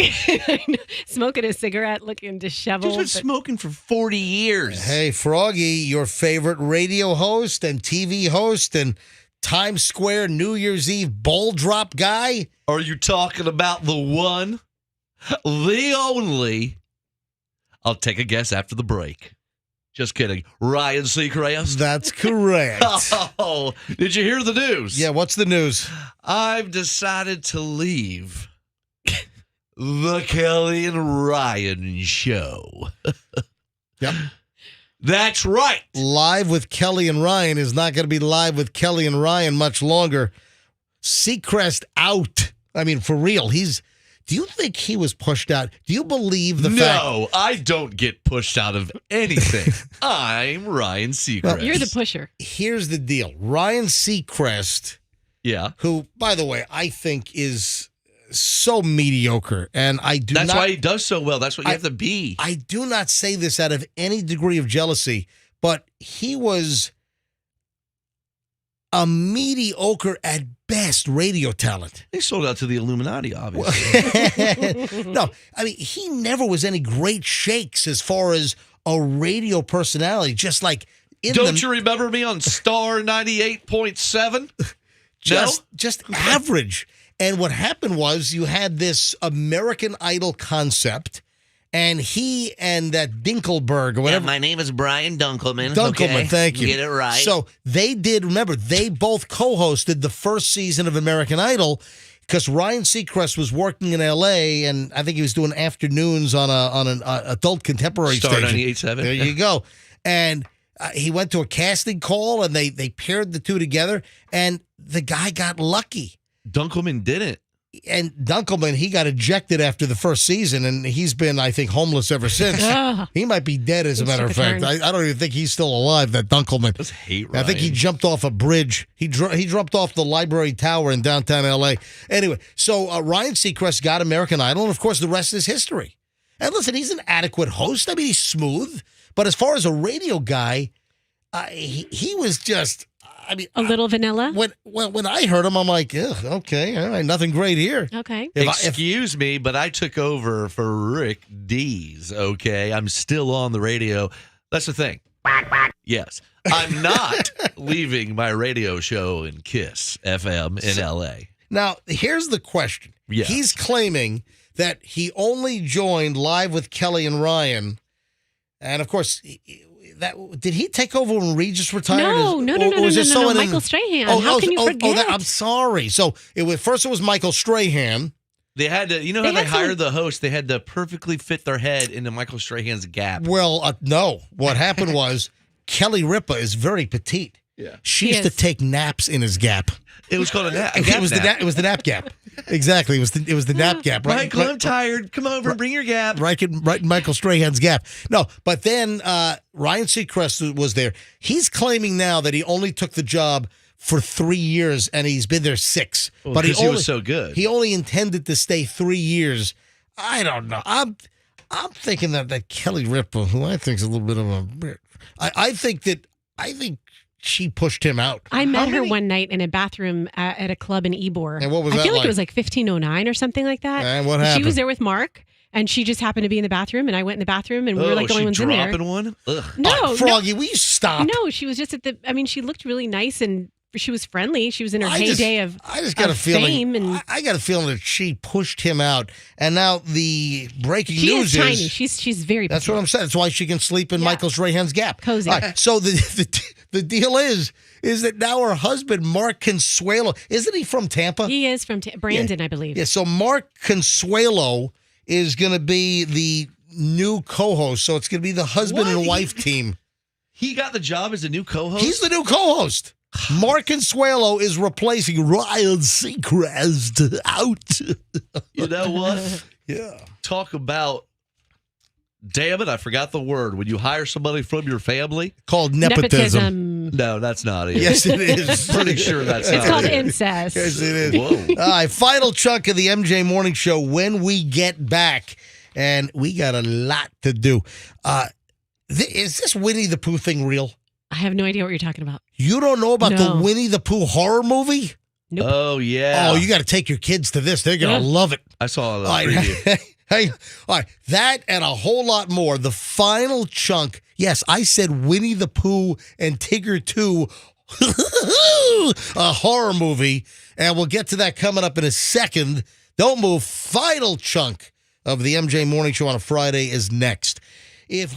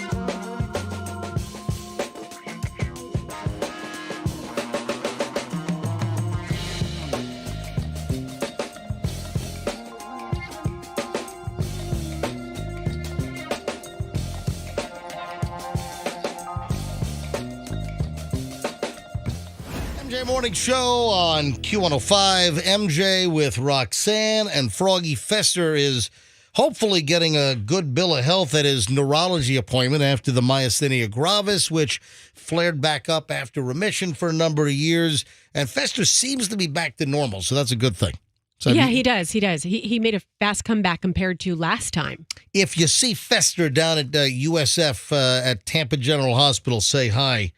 But, yeah, Fester appears to be back to normal. We have this horrific Winnie the Pooh horror movie, which apparently is in full release now, but originally it was supposed to be like a one-night showing. Is this true? Isn't it like a CG movie, sort of? Like Winnie the Pooh was like CG, right? I have not seen, I've just read about this thing. Look at the trailer. But there is a Winnie the Pooh horror movie. How do you do just nothing? I mean, I don't even want to read some of the scenes that are depicted in the Winnie the Pooh horror film. But Andrew's telling me that it's at AMC, it's at Regal, it's all over, right? That's what I saw on the screen there, yeah. My God, Winnie the Pooh and Piglet, they go on an 11-person murdering spree. It's like, no. Yes. They've become feral. Hold on, you don't know. All right, Roxanne, you don't know about this? I know nothing of this. You want to watch? Yeah, why don't you go to you want to watch some of the trailer? No. Oh. No. What do you mean? You're talking. Now, You're talking about Frog, it. you got to get on a microphone. Just in case, it's right there. Jagged Edge Productions. All right, here we go. It's called Winnie the Pooh, Blood and Honey. And why am I so special? Because soon we'll be Christopher and Mary Robin. We should be close now. We're not going to find them. We will. Pooh, Piglet, Eeyore, we were friends for many years, and they're out there. So they're walking into 100-acre woods, and you know what happened here? You're probably saying, how the hell can there be a brutal Winnie the Pooh horror movie where Christopher Robin abandons them and they go on an 11-person murdering spree? How could this be? I'll tell you why. It happened because Winnie the Pooh went into public domain about a year ago. So that's... I can't believe somebody's been waiting and waiting. That's what happened. On January 1st of 2022, so just over a year ago, the author's work, all of Winnie the Pooh's work, everything, all the stories went into the public domain. So that means that anybody can do what they want with the depiction of Winnie the Pooh and the characters. They just have to avoid Disney trademarks that are still under copyright. And they made this movie. It's Winnie the Pooh, Blood and Honey. Originally, it was set for a one-night only run, but now it's going to be all over the place. Must be good.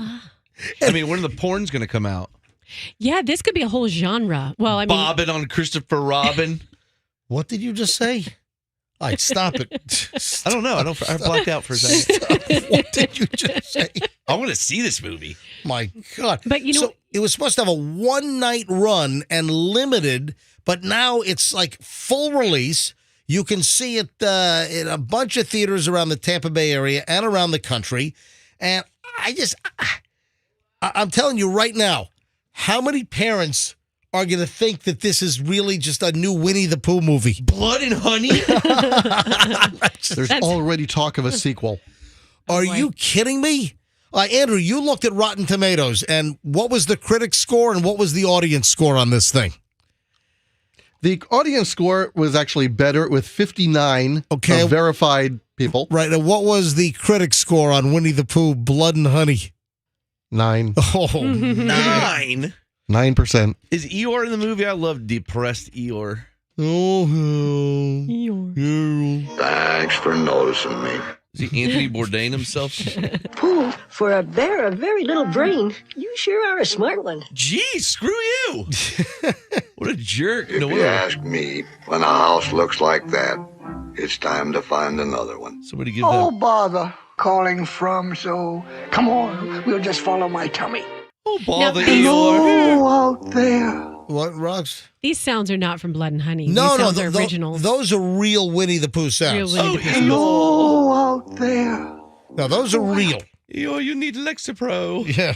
You know how they say there are no new ideas? No one's coming up with new ideas in Hollywood. This could be a whole new launch to a genre of horror films where you integrate like beloved kids characters. Like you could do Smurfs. The Smurfs are really blue because they're dead zombies, and then they turn other people blue because they're killing people and they're Well, they're not blue in the public corpses. domain. How about But when they become public domain, do it. How about Bambi all covered with deer ticks? Oh, poor That Bambi. gives everyone like Rocky Mountain spotted fever and Lyme disease. The deer tick. The deer tick Bambi coming this fall from Disney. All right. So, I mean, I don't want to be too graphic here, but don't think you can bring your kids to this Winnie the Pooh movie because you can't. There are like 11 murders in the movie, and they're graphic. There's a scene where Winnie the Pooh throws a woman into a wood chipper after bashing her head in. This is Eeyore. Are you being funny? Or is that really No, that's real. I just thought you like to talk about wood chippers so much. I thought you pulled it out. No, that is a real... Roxanne, I'm not making it up. Winnie the Pooh cracks some lady's head in and throws her in a wood chipper. That is a scene in the movie. Your choice, head first or feet first. Oh, my God. This It is just looks like a killer wearing a Winnie the Pooh mask. I thought it was Hello out there. CG. Ugh. Oh, I hope nobody answers. What a creepy voice. Winnie the Pooh, Blood and Honey, apparently is stomach turning and revolting. Runs over someone's head with a car while Winnie the Pooh's driving. Oh, I mean, this is terrible. Gross. This is awful. Does Tigger bounce on somebody's head with his tail until it pops like a cherry? So it's Winnie the Pooh, Blood and Honey. What an awful And what movie. Andrew says now they're talking about a sequel? This was a low-budget horror movie. Eeyore's Revenge. I don't know what's going on with quarterbacks and getting drunk, but did you see, my wife showed me a video, did you see Patrick Mahomes from the Chiefs? He almost fell off the float during the won the Super Bowl. I realize that, but what's going on? You had Tom Brady. Remember, he couldn't even stand up after the Super Bowl win. Well, they have to train so hard and be so focused for Cut so loose, long. man. They got to cut loose. Then he's seen chugging beer. I guess he was so ripped, he handed the Lombardi trophy to just some stranger on the street. Here you go. They're like, oh, thanks. That's it. And then the Chiefs cornerback, what's this guy's name? Jalen Watson. He was so wasted they had to take him away from the parade in a wheelchair. Oh, come on. Maintain. This was the Chiefs parade on Wednesday. Oh, my God. Hey, speaking of the Super Bowl and the follow-up, I thought we had talked about this in the past. Do you know how much money Rihanna got paid by the NFL to do the Super Bowl halftime show? I do. Zero. None. That is correct. I was going to say, I thought they had to pay. Yeah, you know, the halftime performers work for free. But she got paid in royalties so far, about close to $100,000. I guess she got some money through streaming royalties that they, I guess, can directly pin on to the Super Bowl performance. But a lot of people think, oh, man, those halftime performers must get paid a lot of money from the NFL. Apparently not. A few years ago, they tried to start charging the performer to perform at the halftime show. Yeah, that's what Froggy was just saying. I thought I remember that. I don't recall that. So the NFL wanted to charge the performer for the right to perform? Yes. Skrizzle's working the deal for next Super Bowl. Yeah, I'm sure he is. DJ Skrizzle. All right, what do you think? Are we going to start getting mystery packages showing up next week? I can't Come on, people, send them in. With MJ Morning Show mystery merch? Let's hope. All right, ladies and gentlemen, if you don't know about mystery merch, we unveiled it officially earlier today. Just send us stuff. Whatever you want to send us, whether it's via Amazon or any other company, any other e-commerce, just send us stuff. And then we're going to unbox stuff live on the air. Just like a big old surprise. We're going to have no idea. So it's the most selfish bit ever. And we have MJ TV, so you're going to be able to watch what we unbox. So you just got to go and send us stuff. Maybe think of it as they're paying us back for all the entertainment. And we're not going to open. We're not going to open up anything with the return address of Ted Kaczynski. Okay, nothing. We're gonna have dogs sniff the packages. Before we open them. Exactly. So if you want to send us a package for the mystery merch, all you have to do is go to mjmorningshow.com. And you'll see the little story for mystery merch. The whole address is there. And hopefully next week we can start opening up packages to see what people are going to send us. I'm going to do something fun tomorrow. What are you doing tomorrow? I am hosting the Junior Gasparilla Distance Classic. Oh. Yes, the Publix Too Good for Drugs Junior Gasparilla Distance Classic. Daviana's going to be out there. And, it's going to be fun. Why do you say Daviana's going to be out there? Because she's going to be part of the event as well. I'm bringing my daughter with me. That's you know how it is. One of the fun things about our job. I think that's to bring our kids to this stuff. It's going to be a major draw. Will be. All right, folks, have a great weekend. We will be here on Monday, so we will do a live show on President's Day. Have a great, safe weekend. MJMorningshow.com is loaded. That's MJMorningshow.com. We'll see you Monday, and let's be careful out there.